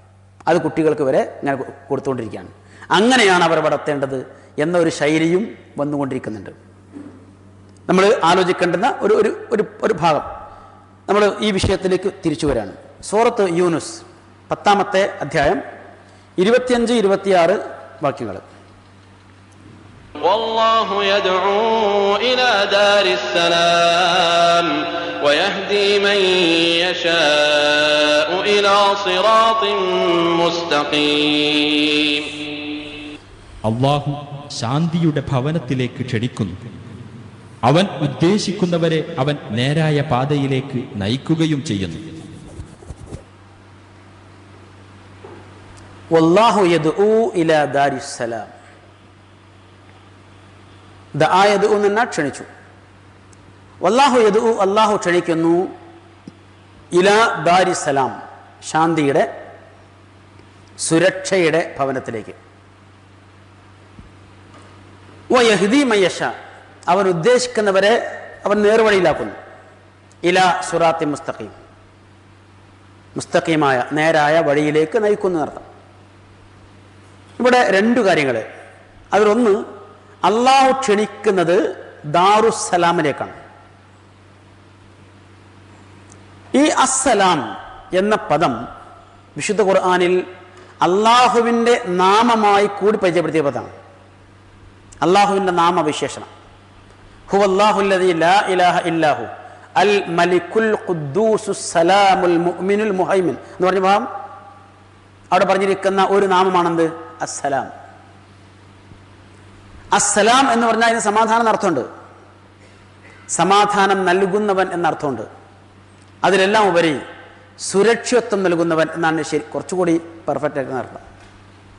എന്തുകൊണ്ട് അങ്ങനെ പറഞ്ഞു? ഈ പ്രപഞ്ചത്തിലുള്ള സകല സൃഷ്ടിജാലങ്ങൾക്കും സുരക്ഷിതത്വം നൽകുന്നവൻ അല്ലാഹുവാണ്. ആ ആയത്ത് തുടങ്ങുന്നത് ഹുവല്ലാഹുല്ലദീ ലാ ഇലാഹ ഇല്ലാഹു, അവനല്ലാതെ മറ്റൊരു ആരാധനയില്ല എന്ന് പറഞ്ഞുകൊണ്ടാണ്. എന്താ കാരണം? മനുഷ്യൻ അഭയം തേടുന്ന ഒന്നിനും, മനുഷ്യനടക്കമുള്ള ഒരു ജീവജാലങ്ങൾക്കും സുരക്ഷ നൽകുവാൻ കഴിയില്ല. സുരക്ഷ നൽകാൻ കഴിയുന്ന അള്ളാഹുവിനാണ്. അവനാണെങ്കിലോ എല്ലാറ്റിൽ നിന്നും സുരക്ഷിതനാണ്. ഒരു ന്യൂനതയുമില്ല, ഒരു പ്രശ്നങ്ങളുമില്ല. അങ്ങനെയുള്ളവന് മാത്രമേ മനുഷ്യർക്ക് യഥാർത്ഥ സുരക്ഷ നൽകാൻ സാധിക്കുള്ളൂ. അതുകൊണ്ട് തന്നെ അള്ളാഹു എന്ത് ചെയ്തു? ഈ പ്രപഞ്ചത്തിൽ മുഴുക്കെ ഉള്ള എല്ലാ വസ്തുക്കളിലേക്കും നമ്മുടെ ശ്രദ്ധ ക്ഷണിച്ചുകൊണ്ട് നമ്മളെ അവൻ്റെ മാർഗദർശനത്തിലേക്ക് ക്ഷണിച്ചു, വിശുദ്ധ ഖുർആനിലേക്ക്, അഥവാ ഇസ്ലാമിലേക്ക്. ആ ഇസ്ലാമിൻ്റെ പ്രത്യേകതയോ ആ പദത്തിൻ്റെയും അർത്ഥവും പൊരുളും സമാധാനവും ശാന്തിയും സുരക്ഷയും സമർപ്പണമൊക്കെയാണ്. അത് ഉൾക്കൊള്ളുന്ന ആൾക്കും ലഭ്യമാകുന്നത് സമാധാന ജീവിതമാണ്, സുരക്ഷയാണ്. വ്യക്തി സുരക്ഷ ലഭിക്കും, കുടുംബ സുരക്ഷ ലഭിക്കും, സാമൂഹ്യ സുരക്ഷ ലഭിക്കും, സാമ്പത്തിക സുരക്ഷ ലഭിക്കും, സമസൃഷ്ടി സുരക്ഷ ലഭിക്കും, രാജ്യ സുരക്ഷ ലഭിക്കും, പ്രപഞ്ച സുരക്ഷ ലഭിക്കും. അതിനൊക്കെ നമുക്ക് പാത്രമായി മാറാൻ കഴിയുകയും ചെയ്യും. അങ്ങനെയുള്ള ഒരു പദം അള്ളാഹുവിൻ്റെ നാമമായി പറഞ്ഞു. ആ നാമത്തിലേക്ക് ചേർത്തുകൊണ്ട് അവൻ നൽകിയിരിക്കുന്ന മതത്തെ പരിചയപ്പെടുത്തി. ആ മതം സ്വീകരിക്കുന്ന ആളുകൾക്ക് അതേ നാമത്തോട് ചേർത്തിക്കൊണ്ട് തന്നെ സമാധാനത്തിൻ്റെ ഭവനത്തിലേക്ക് വരാനുള്ള വഴികൾ പറഞ്ഞു കൊടുത്തു. അതാണ് യഥാർത്ഥത്തിൽ ഈ പദങ്ങളുടെ. അപ്പം എന്തു വേണം? മുസ്ലിങ്ങൾ പൊതുവിൽ അവർക്ക് ഈ ഒരു പ്രതീക്ഷ വേണം, പടച്ച റബ്ബിൽ വലിയ പ്രതീക്ഷ. അത് കുട്ടികളുടെ കാര്യം മാത്രമല്ല പറഞ്ഞത്, മുതിർന്നവർക്കും ഉണ്ടാവേണ്ട പ്രധാനപ്പെട്ട കാര്യമാണ്. നമ്മൾ പാപം ചെയ്തിട്ടുണ്ടാവും, പല പാപങ്ങളും വന്നിട്ടുണ്ടാവും, നമ്മൾ പശ്ചാത്തപിക്കുന്നുമുണ്ട്. അള്ളാഹു അത് പുറത്തിരിക്കും എന്ന ഒരു പ്രതീക്ഷ നമുക്ക് ഉണ്ടാവേണ്ടത് വളരെ അനിവാര്യമാണ്. അതിൻ്റെ കൂടെ തന്നെ ഖുർആൻ പറഞ്ഞല്ലോ, നിങ്ങൾ ചെയ്യുന്ന നന്മകൾ, ആത്മാർത്ഥമായി നിർവഹിക്കുന്ന നന്മകൾ, അതിൻ്റെ ഒന്നാമത്തെ പ്രതിഫലം 10 പ്രതിഫലമാണ്. നമ്മൾ കഴിഞ്ഞ ദിവസം സൂറത്ത് അൻആമിലെ 160-ാമത്തെ ആയത്താന്ന് ചൂണ്ടിക്കാണിച്ചിരുന്നു. അതിൽ ആവശ്യം പറഞ്ഞിട്ടുണ്ട്, ഒന്നാമത്തെ പ്രതിഫലം 10. അത് സാമ്പത്തിക വിഷയം വന്നപ്പോൾ ഖുർആൻ ചെയ്തു, ഒന്നാമത്തെ പ്രതിഫലം 700 ഇരട്ടിയാന്ന് പറഞ്ഞു. അപ്പം നന്മക്ക് ലഭിക്കുന്ന പ്രതിഫലം 10 മുതൽ 700 വരെ, ചിലപ്പോൾ അതിൻ്റെ മുകളിലേക്ക് പോകുന്നു. എന്നാൽ തിന്മയുടെ പ്രതിഫലമോ തത്തുല്യമായ പ്രതിഫലം മാത്രമേ ഉള്ളൂ. അതിൻ്റെ അർത്ഥം അള്ളാഹു നമ്മളെ ശിക്ഷിക്കുമെന്ന് എത്ര ശക്തമായി പറഞ്ഞോ, അതിലേറെ ശക്തമായും പ്രതീക്ഷാനിർഭരമായും അവൻ്റെ കാരുണ്യത്തെയും അവൻ നൽകുന്ന നന്മകളെയും ഖുർആൻ പരിചയപ്പെടുത്തിയിട്ടുണ്ട്. ഇത് പലപ്പോഴും നമ്മൾ തന്നെ കാണാതെ പോകുന്നു. അപ്പം നമുക്കൊന്നും ജീവിതത്തിൽ പ്രതീക്ഷ ഉണ്ടാവില്ല. നിങ്ങൾ ആലോചിക്കണ്ടോ? അപ്പോൾ നമ്മൾ ഈ തൗബയുമായി ബന്ധപ്പെട്ട് ഇങ്ങനെ സംസാരിച്ച് വരുമ്പോൾ അങ്ങനെ ശ്രദ്ധിക്കുന്ന ആയത്താണെന്ത്? ഖുൽ യാ ഇബാദിയല്ലദീന അസ്റഫു അലാ അൻഫുസിഹിം ലാ തഖ്നതു മിർ റഹ്മത്തില്ലാഹ്. പാപികളായ മനുഷ്യന്മാർക്ക് അള്ളാഹ് പ്രതീക്ഷ കൊടുക്കരുത്. അങ്ങേയറ്റം, അത് ചെറിയ പാപമല്ല, അങ്ങേയറ്റം സ്വന്തത്തോട് അതിക്രമം ചെയ്ത് ഇനിയൊരു പ്രതീക്ഷയും ഇല്ലാ നിലക്ക് നിരാശരായി കഴിഞ്ഞുകൂടുന്ന ആളുകൾക്ക് അള്ളാഹ് കൊടുക്കുന്ന പ്രതീക്ഷ, ലാ തഖ്നതു മിർ റഹ്മത്തില്ലാഹ്. അള്ളാഹുവിൻ്റെ കാരുണ്യത്തിൽ, അവൻ്റെ അനുഗ്രഹത്തിൽ നിങ്ങൾ നിരാശപ്പെടരുത്. എല്ലാ പാപങ്ങളും പൊറുക്കാൻ അവൻ സന്നദ്ധനാണ് എന്ന് പറഞ്ഞുകൊണ്ട് അള്ളാഹു മനുഷ്യർക്ക് നൽകുന്ന ആ ഒരു സമാധാന സന്ദേശം, ഇതാണ് യഥാർത്ഥത്തിൽ നമ്മൾ സ്വയം സ്വീകരിക്കേണ്ടതും മറ്റുള്ളവർക്ക് നൽകേണ്ടതും മക്കൾക്ക് പകർന്നു കൊടുക്കേണ്ടതും. അതിനർത്ഥം തിന്മയെ നമ്മൾ ചെറുതായി കാണുന്നല്ല, തിന്മക്ക് കൊടുക്കേണ്ട എന്താ പറയുക ഗൗരവം നമ്മൾ കാണണം. പക്ഷേ അതൊക്കെ നിർവഹിക്കുമ്പോഴും നമ്മുടെ നന്മകൾ ആത്മാർത്ഥമാണ് എങ്കിൽ അതുകൊണ്ട് അത് പരിഹരിക്കാൻ സാധിക്കുമെന്നുള്ള പ്രതീക്ഷ വേണം. റസൂൽ സ്വല്ലല്ലാഹു അലൈഹി വസല്ലം പറയുന്നത്, നിങ്ങൾക്ക് അള്ളാഹുവിനെ കുറിച്ചുള്ള ധാരണ എന്താണോ ആ ധാരണയിലാണ് നിങ്ങൾക്ക് അള്ളാഹുവിനെ കണ്ടുമുട്ടാൻ കഴിയാന്നാണ്. അപ്പോൾ അള്ളാഹ് എന്നെ രക്ഷിക്കും, എന്നെ സഹായിക്കും, എനിക്ക് സ്വർഗം നൽകും, എനിക്ക് പ്രതീക്ഷയോടെ മുന്നോട്ട് പോകാൻ കഴിയും എന്ന് തന്നെയാണ് നമ്മൾ കാണുന്നതെങ്കിൽ അള്ളാഹുവിനെ നിങ്ങൾക്ക് ആ രൂപത്തിൽ തന്നെ കണ്ടെത്താൻ കഴിയാമെന്ന് പറഞ്ഞത്. ഇതൊക്കെ പറഞ്ഞത് വെറുതെ പ്രതീക്ഷ വെക്കാന്നല്ല, അതിനനുസരിച്ച് ജീവിതം ഉണ്ടാവുമല്ലോ. നമ്മുടെ ജീവിതത്തിനനുസരിച്ച് ഒരു പ്രതീക്ഷ വെച്ചു കൊടുക്കുമ്പോൾ ആ പ്രതീക്ഷക്കനുസരിച്ച് അള്ളാഹുവിനെ കണ്ടുമുട്ടാൻ നമുക്ക് സാധിക്കും. അതുണ്ടാകുമ്പോഴേ നമുക്കെന്തുണ്ടാവുള്ളൂ, ജീവിതത്തിൽ ഇവിടെയും നാളെ പരലോകത്തിലും ഒരു സമാധാനവും ഒരു സന്തോഷവും ഒരു എന്താ പറയുക ഒരു ആത്മനിർവൃതിയും ഒരു ആനന്ദവും ആഹ്ലാദവും ഒക്കെ ഉണ്ടാവുള്ളൂ. അല്ലെങ്കിൽ ഞാൻ നേരത്തെ പറഞ്ഞ പോലെ ഒരു വിരസമായ ജീവിതം അങ്ങനെ ഉണ്ടാവുള്ളൂ. അപ്പോൾ എത്ര കൊടും പാപിക്കും വലിയ പ്രതീക്ഷ നൽകിക്കൊണ്ടാണ് അള്ളാഹു വിഷയം പറഞ്ഞതെങ്കിൽ അവൻ ക്ഷണിക്കുന്നത് അവൻ ഈ സമാധാനത്തിൻ്റെ ഗേഹം, സുരക്ഷയുടെ ഗേഹം അതിലേക്ക് തന്നെയാണ്. അത് നൽകാൻ കഴിയുന്നത് സമാധാനം സ്വയം നൽകുന്ന, സ്വയം സുരക്ഷിതനായ, മറ്റുള്ളവർക്ക് സുരക്ഷ നൽകുന്ന അള്ളാഹുവാണ്. അതുകൊണ്ട് റസൂൽ പറഞ്ഞു എന്ത്, മുസ്ലിമിൻ്റെ ജീവിതത്തിലും ആ ഗുണം വേണം. ആ ഗുണമാണെന്ത്? അൽ മുസ്ലിം മൻ സലിം അൽ മുസ്ലിമൂന മിൻ ലിസാനി വയദി. നമ്മൾ യഥാർത്ഥ മുസ്ലിങ്ങളായി മാറുന്നത് നമ്മളിൽ നിന്ന് മറ്റുള്ളവർ സുരക്ഷിതരാകുമ്പോഴാണ്. നമ്മളിൽ നിന്ന് മറ്റുള്ളവർ, അത് ഏറ്റവും അടുത്ത ആളുകൾ നമ്മുടെ വീട്ടുകാരനാണ്. നമുക്കറിയാലോ, മാതാപിതാക്കളിൽ നിന്ന് സുരക്ഷിതരല്ലാത്ത മക്കള്, മക്കളിൽ നിന്ന് സുരക്ഷിതരല്ലാത്ത മാതാപിതാക്കൾ, സഹോദരി സഹോദരന്മാർ പരസ്പരം സുരക്ഷിതരല്ല, ഭാര്യ ഭർത്താക്കന്മാർ പരസ്പരം സുരക്ഷിതരല്ല. ഇതൊക്കെ ഇങ്ങനെ പോവാണ്. എന്താ സംഭവിക്കാൻ നേരത്തെ നമുക്ക് തന്നെ പ്രവചിക്കാൻ കഴിയാത്ത രൂപത്തിലാണ് ആളുടെ മനസ്സ്. അത്രയും അരക്ഷിതാവസ്ഥ സമൂഹത്തിലുണ്ട്. റസൂൽ വെറുതെ പറഞ്ഞ വാചകമല്ലത്. അപ്പോൾ നമ്മിൽ നിന്ന് മറ്റൊരാൾ മറ്റുള്ള ഓരോരുത്തരും, നമ്മളുമായി ബന്ധപ്പെട്ട ഓരോരുത്തരും നമ്മിൽ നിന്ന് എന്ന് സുരക്ഷിതരാകുന്നുവോ അന്നേ നമ്മുടെ യഥാർത്ഥ മുസ്ലിം ആകുന്നുള്ളൂ. അപ്പം അത് പറയാൻ പറ്റേണ്ട ആർക്കാ? നമുക്കല്ല, നമ്മളുമായി ബന്ധപ്പെട്ട മറ്റുള്ളവർക്കാ. അത് അയൽക്കാർക്ക് പറയാൻ പറ്റണം, അടുത്ത ബന്ധുക്കൾക്ക് പറയാൻ പറ്റണം, സുഹൃത്തുക്കൾക്ക് പറയാൻ പറ്റണം, സഹപ്രവർത്തകർക്ക് പറയാൻ പറ്റണം. അങ്ങനെ മറ്റുള്ളവർക്ക് നമ്മളൊരു അത്താണിയായി മാറുന്ന ഒരു സാഹചര്യം ഉണ്ടാവണം എന്ന് തന്നെയാണ് വിശുദ്ധ ഖുർആനും പ്രവാചക തിരുമേനിയും ഇവിടെ നമ്മളെ ബോധ്യപ്പെടുത്തിക്കൊണ്ടിരിക്കുന്നത്. പലപ്പോഴും ആ വഴിക്കൊന്നും അങ്ങനെ ആളുകൾ അങ്ങോട്ട് ആലോചിക്കാറില്ല എന്നുള്ളതാണ്. നമ്മൾ മുസ്ലിങ്ങളാണ്, ഇസ്ലാമിൻ്റെ പ്രകടമായിരിക്കുന്ന ചിഹ്നങ്ങൾ നിലയ്ക്ക് ഞാൻ നേരത്തെ പറഞ്ഞ പോലെ നമസ്കാരം, നോമ്പ്, സക്കാത്ത്, ഹജ്ജൊക്കെ ഉണ്ട്, കുറെ നല്ല കാര്യങ്ങളൊക്കെ ഉണ്ട്. പക്ഷേ എന്നെ കൊണ്ട് മറ്റൊരാൾക്ക് പ്രയാസം ഉണ്ടാകുന്നുണ്ടോ ഇല്ലയോ, അത് നമുക്ക് ന്യായങ്ങളുണ്ട്. എന്താ ന്യായം എന്നറിയോ? അയാൾ എന്നെ ഉപദ്രവിച്ചിട്ടുണ്ട്, ഇന്നൊരു സന്ദർഭത്തിൽ എനിക്ക് വലിയ പ്രയാസം ഉണ്ടാക്കിയിട്ടുണ്ട്, എന്നെ മാനസികമായി തകർത്തിട്ടുണ്ട്, അങ്ങനെ ഒരുപാട് കാര്യങ്ങൾ നമുക്ക് പറയാനുണ്ടാവും. അവിടെയും നമുക്ക് ലഭിക്കേണ്ടത് ഞാൻ നേരത്തെ പറഞ്ഞ പോസിറ്റീവ് എനർജിയാണ്. എന്ന് പറഞ്ഞാൽ ഒരു മനുഷ്യനുമായി ബന്ധപ്പെട്ട നമ്മുടെ ജീവിതത്തിൽ ഒരു 50 കൊല്ലം, ഇപ്പോൾ ഭാര്യ ഭർത്താക്കന്മാർ 50-60 കൊല്ലമൊക്കെ ഒരുമിച്ച് ജീവിക്കും. മാതാപിതാക്കളും മക്കളും ചിലപ്പോൾ അത്രയൊക്കെ കാലം ഒരുമിച്ച് ജീവിക്കും. എന്നാൽ വേറെ പലരും അതിൻ്റെ താഴെ 10 കൊല്ലം ബന്ധമുള്ളവരുണ്ട്, 20 കൊല്ലം ബന്ധമുള്ളവരുണ്ട്, അങ്ങനെ പല കാലഘട്ടങ്ങളിലാണ്. ഈ കാലഘട്ടങ്ങൾക്കിടയിലൊക്കെ നമ്മളുമായി ബന്ധപ്പെട്ട ആളുകളിൽ നിന്ന് നമുക്ക് അനിഷ്ടകരമായിരിക്കുന്ന ചില അനുഭവങ്ങളെങ്കിലും ഉണ്ടായിരിക്കുന്നുള്ളതിൽ ഒരു സംശയമില്ല. അത് നമുക്ക് മാനസികമായും ശാരീരികമായും ഒക്കെ പ്രയാസമുണ്ടാക്കുന്ന എന്തെങ്കിലുമൊക്കെ സംസാരങ്ങളോ ഇടപാടുകളോ സമീപനങ്ങളോ ശൈലിയോ ഒക്കെ ഉണ്ടായിരിക്കും. നമ്മൾ എന്ത് ചെയ്യും? മരിക്കുവോളം അത് മറക്കില്ല. അത് മറക്കാതെ മനസ്സിൽ വെച്ചിരുന്ന കിട്ടുന്ന ഗുണം എന്താ? അതുകൊണ്ട് വല്ല ഗുണം കിട്ടാണ്ടോ? ഒരാളിൽ നിന്ന് നമുക്കുണ്ടായിരിക്കുന്ന ഈ തിക്തഫലങ്ങൾ, അങ്ങനെ ആയിക്കോട്ടെ, അനിഷ്ടങ്ങൾ, അതിങ്ങനെ കാലാകാലവും മനസ്സിൽ വെച്ച് നടക്കുന്നുണ്ട്, എന്തെങ്കിലും ഒരു ഗുണം കിട്ടാൻ പോകുന്നുണ്ട്? ഒരു ഗുണമില്ല. എന്നാൽ അത് മറന്നു കളഞ്ഞാലോ? അത് മറന്നു കളഞ്ഞാൽ അയാൾക്കുണ്ടാകുന്ന ജീവിതത്തിലെ സമാധാനത്തിലായിരിക്കും. എന്ന് പറഞ്ഞാൽ അതിന് ആരോടൊരു പക ഉണ്ടാവില്ല, വിദ്വേഷം ഉണ്ടാവില്ല, വെറുപ്പുണ്ടാവില്ല, മനസ്സിൽ അങ്ങനത്തെ പ്രശ്നങ്ങളൊന്നുമില്ല, മനസ്സ് ശാന്തമാണ്, ശുദ്ധമാണ്. അപ്പൊ ഞാൻ സൂചിപ്പിച്ചത്, മറവി എന്ന് പറയുന്നത് അള്ളാഹു മനുഷ്യർക്ക് നൽകിയ വലിയ അനുഗ്രഹമാണ്, അതിന് സംശയമൊന്നുമില്ല. അതുകൊണ്ടാണ് ഇന്ന് ഭർത്താവ് മരണപ്പെട്ട ഒരു സ്ത്രീ ഇന്നത്തെ അവസ്ഥ അല്ല നാളെ, 2 ദിവസം കഴിഞ്ഞാൽ പിന്നെ മാറാം, ഒരു 3-4 മാസം കഴിയുമ്പോഴേക്ക് അവൾ ഏതാണ്ട് പഴയ ജീവിതത്തിലേക്ക് തിരിച്ചു വരും. എന്താ കാരണം? മറവിയാണ് ഇതിന് പിന്നിൽ. ഇന്ന് ഈ മയ്യത്ത് എടുക്കുന്ന സമയത്തുള്ള അവളുടെ മനസ്സ് 1 ആഴ്ച 2 ആഴ്ച കഴിയുമ്പോൾ മാറുന്നു. എന്താ കാരണം? മറക്കുന്നു. ഇത് അള്ളാഹു നൽകിയ വലിയ അനുഗ്രഹമാണ്. ആ അനുഗ്രഹത്തെ നമ്മൾ ഉപയോഗപ്പെടുത്തേണ്ടത് മറ്റുള്ളവരുമായുള്ള ബന്ധത്തിൽ നമുക്ക് അനുഭവിക്കേണ്ടി വരുന്ന അനിഷ്ടങ്ങളുമായി ബന്ധപ്പെടുത്തിയ. എന്നാൽ ഓർക്കാൻ കഴിയുക എന്നുള്ളതും വലിയ അനുഗ്രഹമാണ്.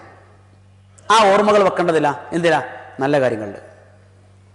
ഇപ്പോൾ ഒരു ഭാര്യയും ഭർത്താവ് ഒരുമിച്ച് ജീവിക്കുക 19 കൊല്ലം, അതിനിടയ്ക്ക് നേരത്തെ പറഞ്ഞ പോലെ അപൂർവം ചില സന്ദർഭത്തിലൊക്കെ അനിഷ്ടങ്ങൾ ഉണ്ടായിരിക്കും. പക്ഷേ ഇഷ്ടങ്ങൾ എത്ര ഉണ്ടായിട്ടുണ്ട്? വളരെ സന്തോഷകരമായ, ആഹ്ലാദകരമായ, ആനന്ദകരമായിരിക്കുന്ന എത്ര സന്ദർഭങ്ങൾ കഴിഞ്ഞു പോയിട്ടുണ്ട്. പലപ്പോഴും അത് നമുക്ക് ഓർക്കാനേ പറ്റാറില്ല. അത് ഓർമ്മ ഉണ്ടാവില്ല.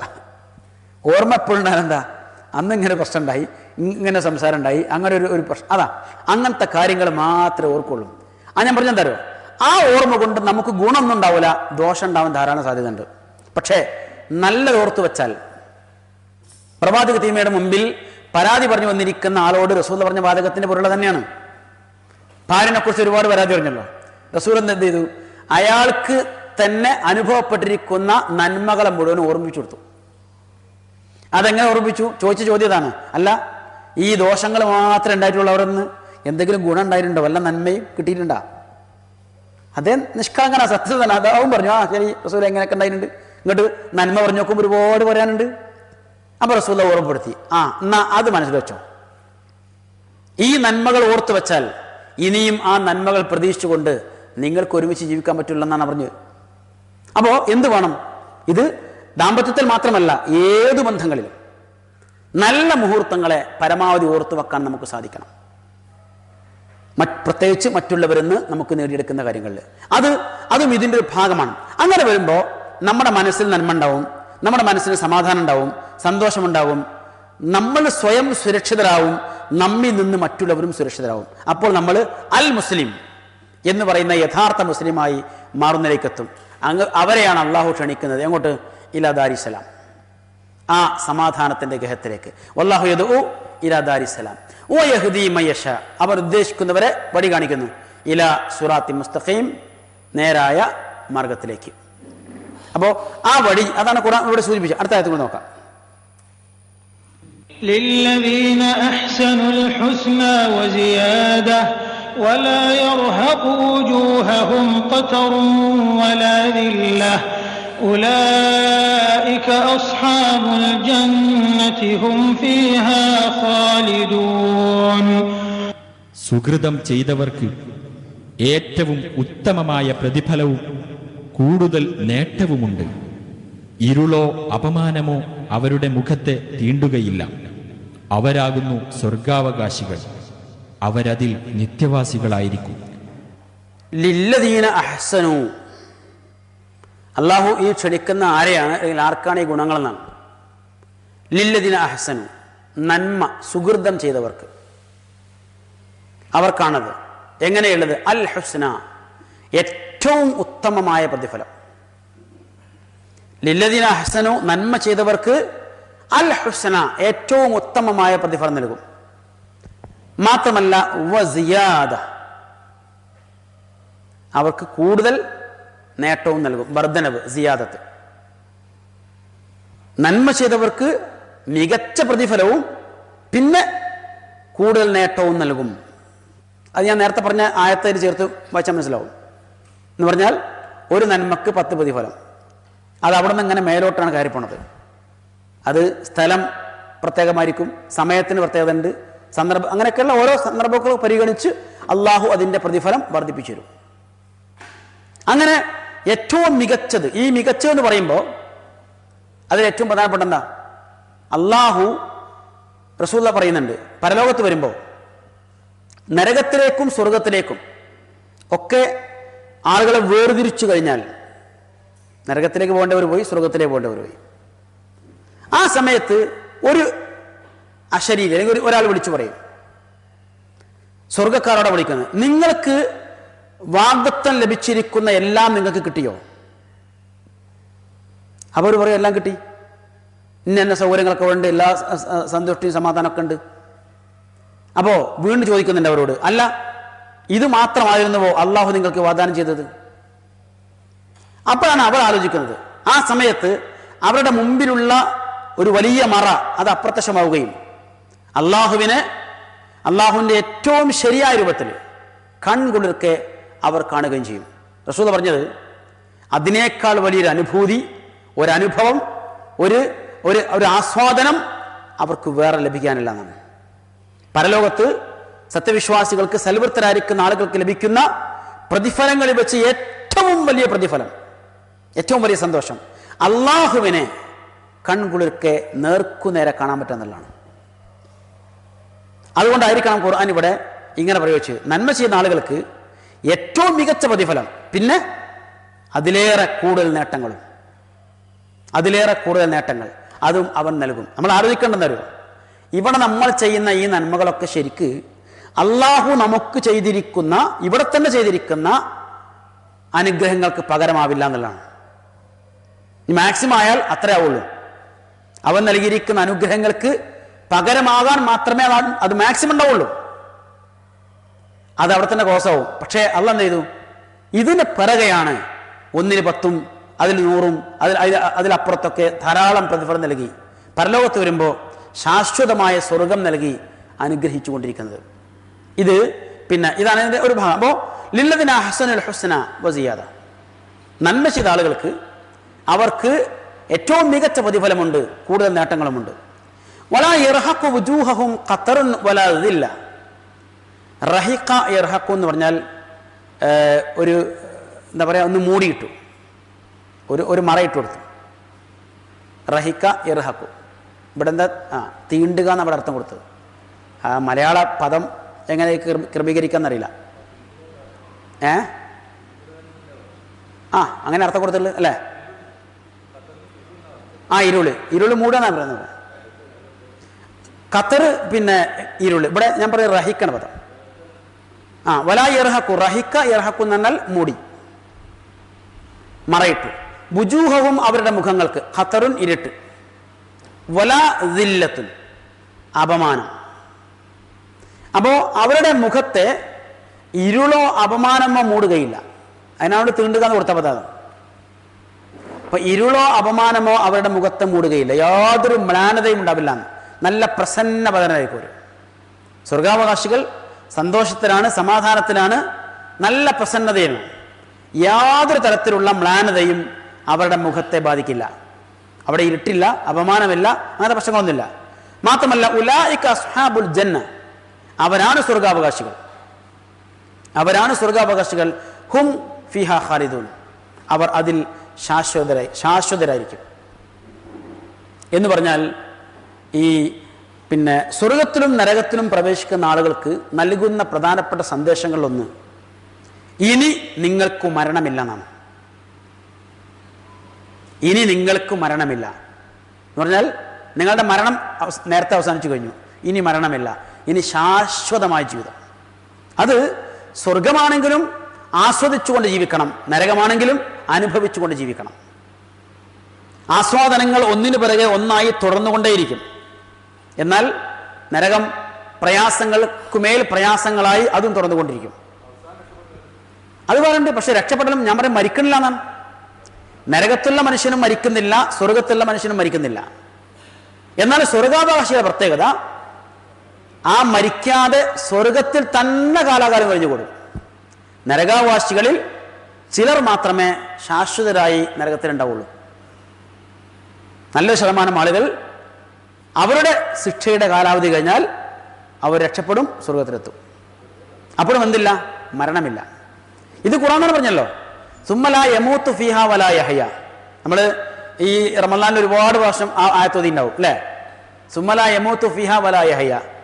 ആ നരകത്തിൽ പിന്നെ ഒരാളും മരിക്കുന്നില്ല. പക്ഷേ മരിക്കുന്നില്ല എന്ന് പറഞ്ഞാൽ സമാധാനം കിട്ടുമോ? ഇല്ല.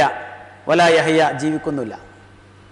ഇപ്പൊ സ്വർഗാവകാശിയോട് നിങ്ങൾക്ക് മരണമില്ല എന്ന് പറയുമ്പോൾ അവർ അങ്ങേയറ്റം സന്തോഷിക്കും. നരകാവകാശിയോട് മരണമില്ല എന്ന് പറയുമ്പോഴോ അവർ അങ്ങേയറ്റം സങ്കടപ്പെടുകയും ചെയ്യും. കാരണം എന്താ? എങ്ങനെയെങ്കിലും മരിച്ചു കിട്ടിയാൽ പിന്നെ ഇത് പ്രശ്നമല്ലോ. അതാണ് ആഗ്രഹം, നടക്കൂല എന്നുള്ളതാണ്. അപ്പൊ രണ്ടും ഖുർആൻ തന്നെ പറഞ്ഞിട്ടുണ്ട്, പ്രവാചക തിരുമേനി വ്യക്തമാക്കിയിട്ടുണ്ട്. എന്തായിരുന്നാലും സ്വർഗത്തിൽ പ്രവേശിക്കുന്ന ആളുകൾ ഖാലിദീന ഫിഹ, അവർ ഒരിക്കലും അതിൽ നിന്ന് പുറത്തു പോകേണ്ട പ്രശ്നം ഉദിക്കുന്നില്ല. എന്നാൽ എങ്ങനെയും ലാ യബ്ഗൂന മിൻഹാ അൻഹാ ഹിബല എന്ന് പറഞ്ഞല്ലോ, ഒരു മാറ്റം പോലും അവർ ആഗ്രഹിക്കില്ല. നരകത്തിന് അവസാനം അത് ഞാൻ പറഞ്ഞല്ലോ, ഈ ഹദീസുകളിലുള്ളത് ഖുർആൻ തന്നെ പറഞ്ഞത് ചില വിഭാഗങ്ങളെ കുറിച്ച് പറഞ്ഞപ്പോൾ മാത്രം ഖാലിദീന ഫിഹ എന്ന് പറഞ്ഞു. എന്നാൽ അവിടെയും അബദ എന്ന് പ്രയോഗിച്ചത് അധികം കാണുന്നില്ല. ശാശ്വതർ എന്ന് പറയുമ്പോൾ തന്നെ എന്താ പറയുക, ഒരർപ്പം കൂടിയിട്ട് അതൊക്കെ സ്വർഗാവകാശികളെ കുറിച്ചാണ് കാണുന്നത്. എന്നാലും പ്രവാചക ചില വചനങ്ങൾ ഇങ്ങനെ ഓരോ ടീമിനെ എങ്ങനെ നരകത്തിന് മോചിപ്പിച്ച് അവസാനം കുറച്ചു പേരതിൽ ബാക്കിയാവും. ആ നരകത്തിന് അടപ്പെടുന്നതാണ്.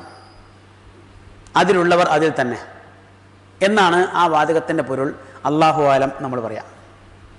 എന്തായിരുന്നാലും നമ്മൾ ആ ഒരവസ്ഥയിലാവില്ല നമുക്ക് പ്രതീക്ഷിക്കാം അല്ലേ? ആ അവസാനം കൊടുക്കുന്ന ആൾക്കാരിൽ നമ്മൾ ഉണ്ടാവില്ല എന്ന് പ്രതീക്ഷിക്കാം. കാരണം അതിനുള്ള നന്മയൊക്കെ നമ്മുടെ കയ്യിലുണ്ട് എന്നാണ് നമ്മുടെ ധാരണ. ഞാൻ പറഞ്ഞത് തന്നെയാണ്, പ്രതീക്ഷ വളരെ പ്രധാനമാണ്. ജീവിതത്തിലെ പ്രതീക്ഷ വളരെ പ്രധാനമാണ്.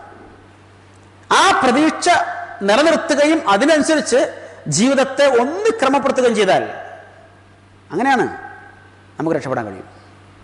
ഒരു ദിവസം പോലും, ഒരു നിമിഷം പോലും നരകത്തിൻ്റെ ആ പ്രയാസങ്ങൾ അനുഭവിക്കാതെ തുടക്കം മുതൽ തന്നെ സ്വർഗത്തിൽ എത്തിച്ചേരുവാനും അത് ശാശ്വതമായി അനുഭവിക്കുവാനും നമുക്ക് സാധിക്കും.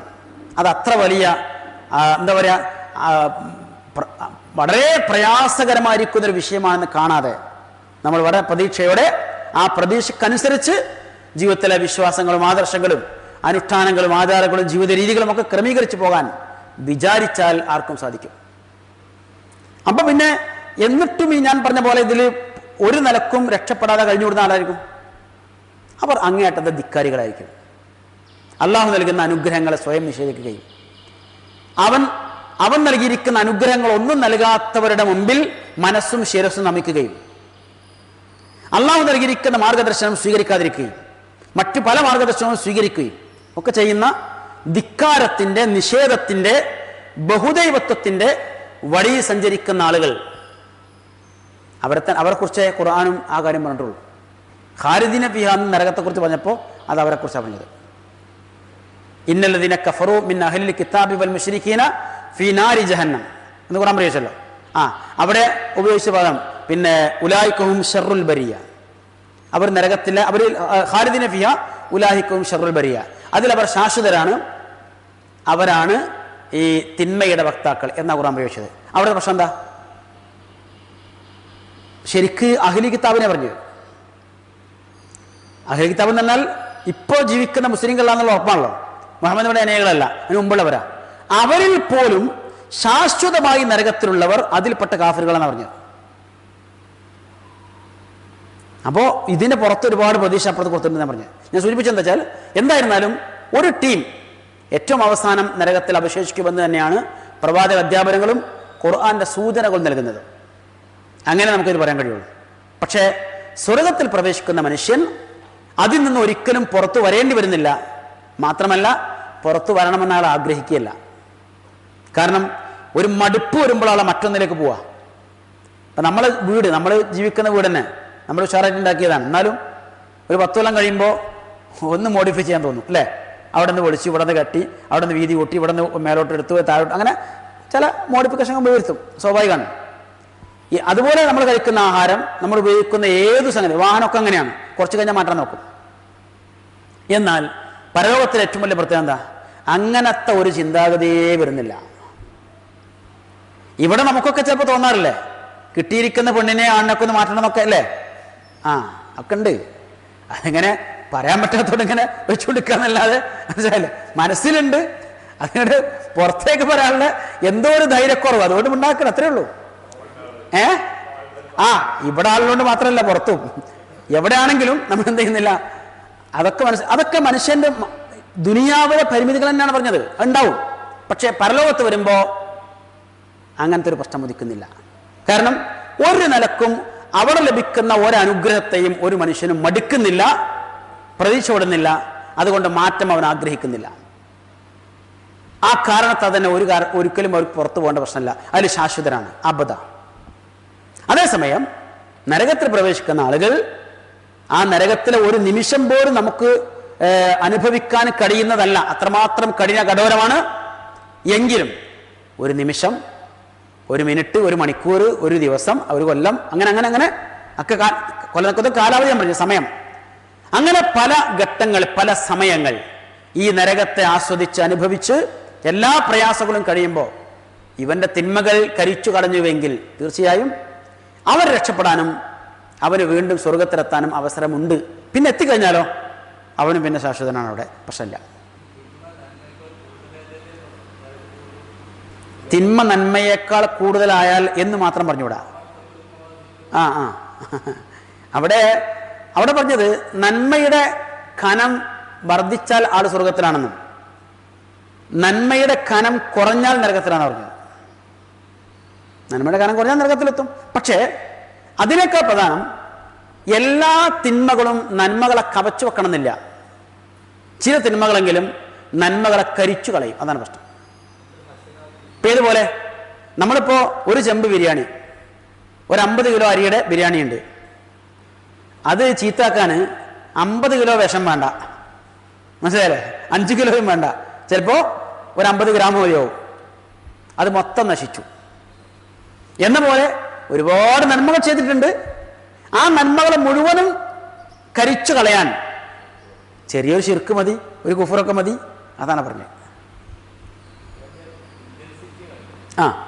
അത് ഓക്കെ. നിങ്ങൾ പറഞ്ഞത് തത്വത്തിൽ പറയുമ്പോൾ നന്മകളെ കവച്ചു വെച്ച് തിന്മകൾ ഉണ്ടാകുമ്പോൾ നരകത്ത് പോകേണ്ടി വരാം എന്ന് പറഞ്ഞാൽ നമ്മുടെ തിന്മകളെ 2 തരത്തിലാണ് പരിഹരിക്കപ്പെടേണ്ടത്. ഒന്ന് നമ്മുടെ പശ്ചാത്താപം കൊണ്ട്, 2 നന്മകൾ നൽകിയിട്ട് അതിനെ മായ്ച്ചു കളയാൻ പറ്റണം.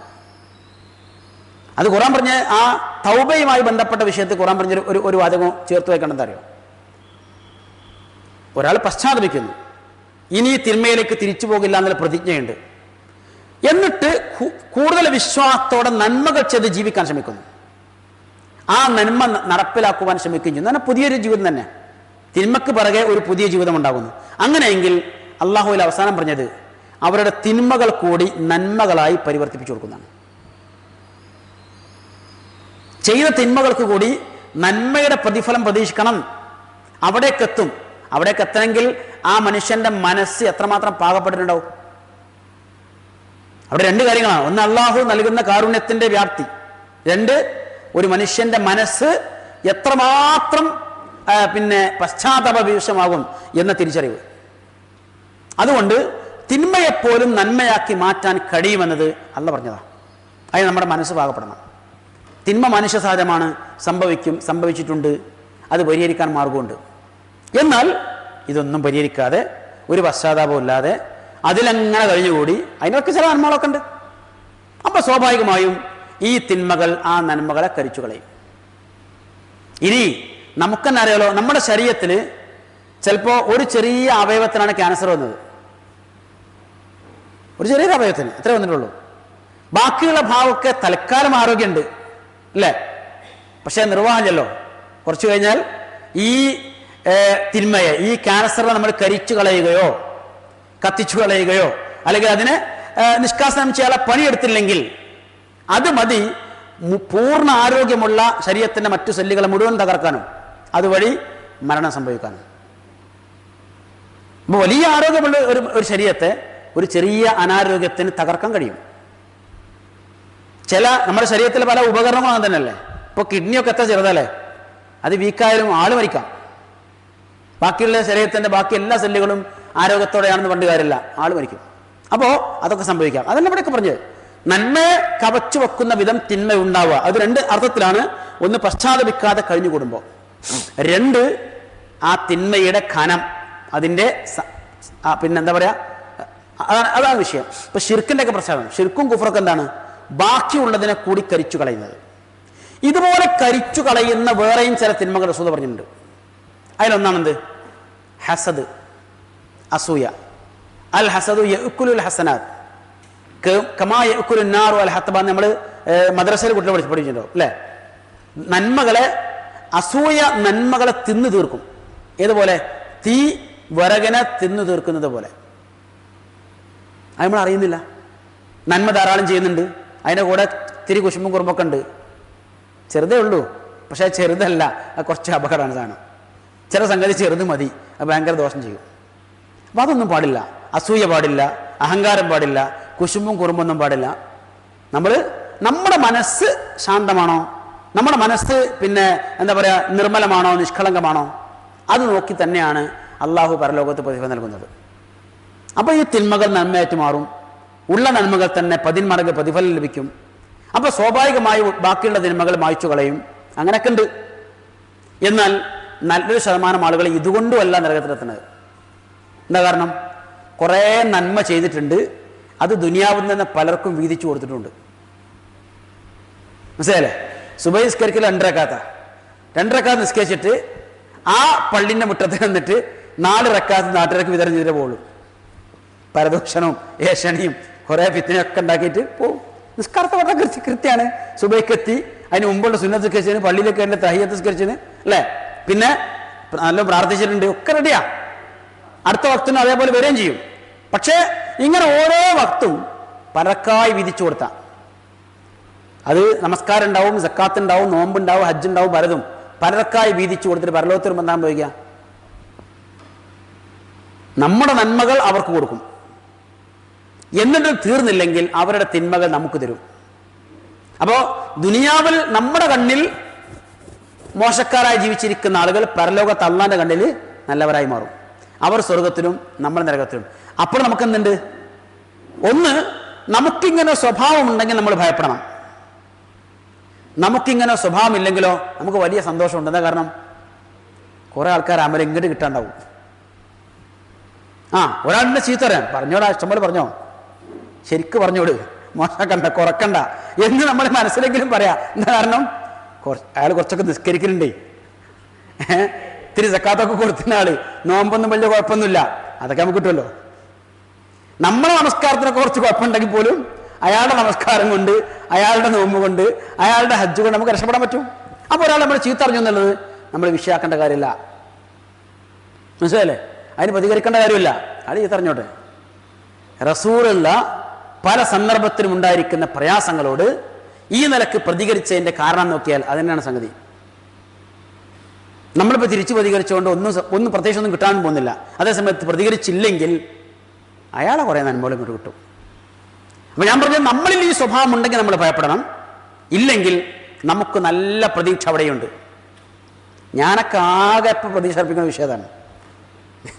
ഇങ്ങനെ കുറച്ചധികം ആൾക്കാരുടെ ഒരുപാട് അമൽ ഇൻഷാ അല്ലാഹ് പോകുമ്പോൾ കൊണ്ടാണ്ടാവും. നമ്മൾ കുറച്ചേ ഉണ്ടാവുള്ളൂ, ചോറ് തന്നാലും കൂടി കുറച്ചധികം ഉണ്ടാവും, മനസ്സിലായില്ലേ? ഈ പള്ളിക്കലെ ഇമാമാരെ ശമ്പളം വരിക, ശമ്പളം കുറച്ചേ ഉണ്ടാവുള്ളൂ. റമദാൻ മാസത്തിലൊക്കെ കിമ്പളം പറഞ്ഞിട്ട് അതിൻ്റെ 4 ഇരട്ടി ഉണ്ടാവും. എന്ന പോലെ നമ്മൾ മരിച്ചു പോകുമ്പോൾ നമ്മൾ അമൽ കുറച്ചേ കൊണ്ടുപോണ്ടാവുള്ളൂ, നാട്ടുകാരിലും കൂടി തന്ന കുറച്ച് അമൽ നമുക്ക് കൊണ്ടുണ്ടാവും ഇൻഷാ അല്ലാഹ്. ആ പ്രതീക്ഷയിൽ നമ്മൾ മുന്നോട്ട് പോകണത്. അതുകൊണ്ടാണ് ജീവിക്കാൻ പോലും ഒരു പ്രതീക്ഷയും അങ്ങനെ ഒരു താല്പര്യവും ഉണ്ടായി പോണതുകൊണ്ട് തന്നെയാണ്. ആലോചിക്കേണ്ട കാര്യമാണ് പറഞ്ഞത്. ശരി, അപ്പോൾ പരലോകത്ത് വരുമ്പോൾ ഇങ്ങനെയുള്ള ആളുകൾ, നന്മ ചെയ്തവർക്ക് ഏറ്റവും മികച്ച പ്രതിഫലം, പിന്നെ അതിൽ വർധനവും. മാത്രമല്ല അവർക്ക് ഒരു മ്ലാനതയോ ഒരു പ്രശ്നമോ മാനസികമായോ ശാരീരികമായോ മുഖത്ത് പോലും പ്രകടമാവില്ല എന്നാണ് ഖുർആൻ എടുത്ത് പറയുന്നത്. ആ നിലക്ക് ആ സ്വർഗത്തിൽ ശാശ്വതരായി നമുക്ക് ജീവിക്കാൻ സാധിക്കും. അങ്ങനെയുള്ള സ്വർഗലോകത്തേക്കാണ് അള്ളാഹു ക്ഷണിക്കുന്നത്. വല്ലാഹു യദഉ ഇലാ ദാരിസ്സലാം. അടുത്ത നോക്കാം. സൂറത്ത് സുമർ 39-ാമത്തെ അധ്യായം 73-74 ആയത്തുകൾ. وسيق الذين اتقوا ربهم إلى الجنة زمرا حتى إذا جاءوها وفتحت أبوابها وقال لهم خزنتها سلام عليكم طبتم فادخلوها خالدين. തങ്ങളുടെ രക്ഷിതാവിനെ സൂക്ഷിച്ചു ജീവിച്ചവർ സ്വർഗത്തിലേക്ക് കൂട്ടം കൂട്ടമായി നയിക്കപ്പെടും. അങ്ങനെ അതിന്റെ കവാടങ്ങൾ തുറന്നു വെക്കപ്പെട്ട നിലയിൽ അവർ അതിനടുത്തു വരുമ്പോൾ അവരോട് അതിന്റെ കാവൽക്കാർ പറയും, നിങ്ങൾക്കു സമാധാനം, നിങ്ങൾ സംശുദ്ധരായിരിക്കുന്നു, അതിനാൽ നിത്യവാസികളെന്ന നിലയിൽ നിങ്ങൾ അതിൽ പ്രവേശിച്ചുകൊള്ളുക. വസീഖല്ലദീന ഇത്തഖൗ റബ്ബഹും ഇലൽ ജന്നത്തി സുമറ. സാഖ എന്ന് പറഞ്ഞാൽ നയിച്ചു. സാഖ, സായിഖ് എന്ന് പറഞ്ഞാൽ നയിക്കുന്നവൻ. നമ്മൾ ഡ്രൈവർ എന്നൊക്കെ പറയുന്നത് ആ പദം വെച്ചിട്ടാണ്. സായിഖ്, നയിക്കുന്നവൻ. അതിൻ്റെ മജ്ഹൂൽ പദമാണ് സീഖ, നയിക്കപ്പെട്ടു. വസീഖല്ലദീന ഇത്തഖൗ റബ്ബഹും, തങ്ങളുടെ രക്ഷിതാവിനെ സൂക്ഷിച്ച് ജീവിച്ചിരിക്കുന്ന ആളുകൾ നയിക്കപ്പെടും. ഇലൽ ജന്നത്തി, സ്വർഗത്തിലേക്ക്. സുമറ, സുമർ എന്ന് പറഞ്ഞാൽ ഒരു കൂട്ടം. സൂറത്ത് സുമർ എന്ന് പറയുമ്പോൾ പദത്തിൻ്റെ അർത്ഥം തന്നെയാണ്. സുമർ, കൂട്ടം, കൂട്ടം കൂട്ടമായി നയിക്കപ്പെടും സ്വർഗത്തിലേക്ക്. കൂട്ടം കൂട്ടമായി മുത്തഖികളായിരിക്കുന്ന ആളുകൾ നയിക്കപ്പെടും. എന്നിട്ടോ ഹത്താ ഇദാ ജാഊഹ, അങ്ങനെ അവർ അവിടെ എത്തിച്ചേർന്നാൽ വഫുത്തിഹത്ത് അബ്വാബുഹ, അതിൻ്റെ കവാടങ്ങൾ തുറക്കപ്പെടുകയും ചെയ്താൽ, എന്ന് പറഞ്ഞാൽ സ്വർഗാവകാശികൾ സ്വർഗത്തിലേക്ക് എത്തുമ്പോൾ തന്നെ അതിൻ്റെ കവാടങ്ങൾ നേരത്തെ തുറക്കപ്പെട്ടിട്ടുണ്ട്. നരകത്തെക്കുറിച്ച് ഖുർആന്റെ പ്രയോഗം വായിച്ചാൽ ഓരോരുത്തരും എത്തിയിട്ടാ തുറക്കുള്ളൂ. നരകത്തിലേക്ക് വരുന്ന ആളുകൾ നരകത്തിൻ്റെ കവാടത്തിൽ എത്തിയിട്ടേ കവാടം തുറക്കുള്ളൂ. എന്നാൽ സ്വർഗം അങ്ങനെയല്ല, നേരത്തെ തുറന്നിങ്ങനെ കാത്തിരിക്കുകയാണ്. അതാണ് ഖുർആന്റെ ശൈലി. അങ്ങനെയുള്ള അതിൻ്റെ കവാടങ്ങൾ തുറക്കപ്പെട്ടാൽ വഖാല ലഹും, അവരോട് പറയും, ഖസനതുഹ, ഖസനത്ത് പറഞ്ഞാൽ അതിൻ്റെ കാവൽക്കാർ. ഖസാന എന്ന് പറഞ്ഞാൽ മനസ്സിലാവുമല്ലോ, ഒരു നിധി അല്ലെങ്കിൽ ഒരു ശേഖരം അല്ലേ. നമ്മുടെ നാട്ടിലെ ഖജാഞ്ചി എന്ന് പറഞ്ഞ സാധനം തന്നെയാണ്. ഖജാഞ്ചിയുടെ കാവൽക്കാരനാണ്, സമ്പത്തിൻ്റെ കാവൽക്കാരൻ. അപ്പോൾ വഖാല ലഹും ഖസനതുഹ, അതിൻ്റെ കാവൽക്കാർ പറയും, സലാമുൻ അലൈക്കും, നിങ്ങൾക്ക് സമാധാനം, നിങ്ങൾക്ക് സമാധാനം, സുരക്ഷ.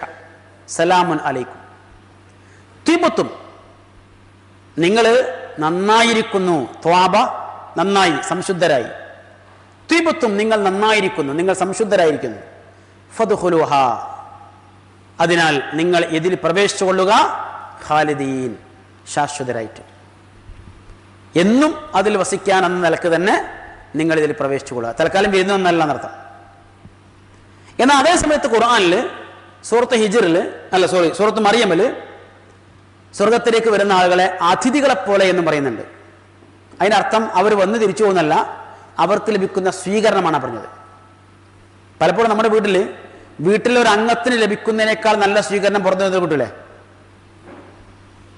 ഇപ്പോൾ മകനോ മകളോ അല്ലെങ്കിൽ ഉമ്മയൊക്കെ വരുമ്പോൾ കൊടുക്കുന്നതിനേക്കാൾ നല്ല സ്വീകരണം പലപ്പോഴും പുറത്തുനിന്ന് വരുന്ന ഒരാൾക്ക് ഒരു അതിഥിക്ക് നൽകും. അതേ സംഗതി ആയിരിക്കണം അവിടെ വഫ്ദ് എന്നാ പറയുന്നത്. വഫ്ദ് പറഞ്ഞാൽ അതിഥി, അത് ഉപയോഗിച്ചു പറഞ്ഞാൽ. അപ്പോൾ അങ്ങനെ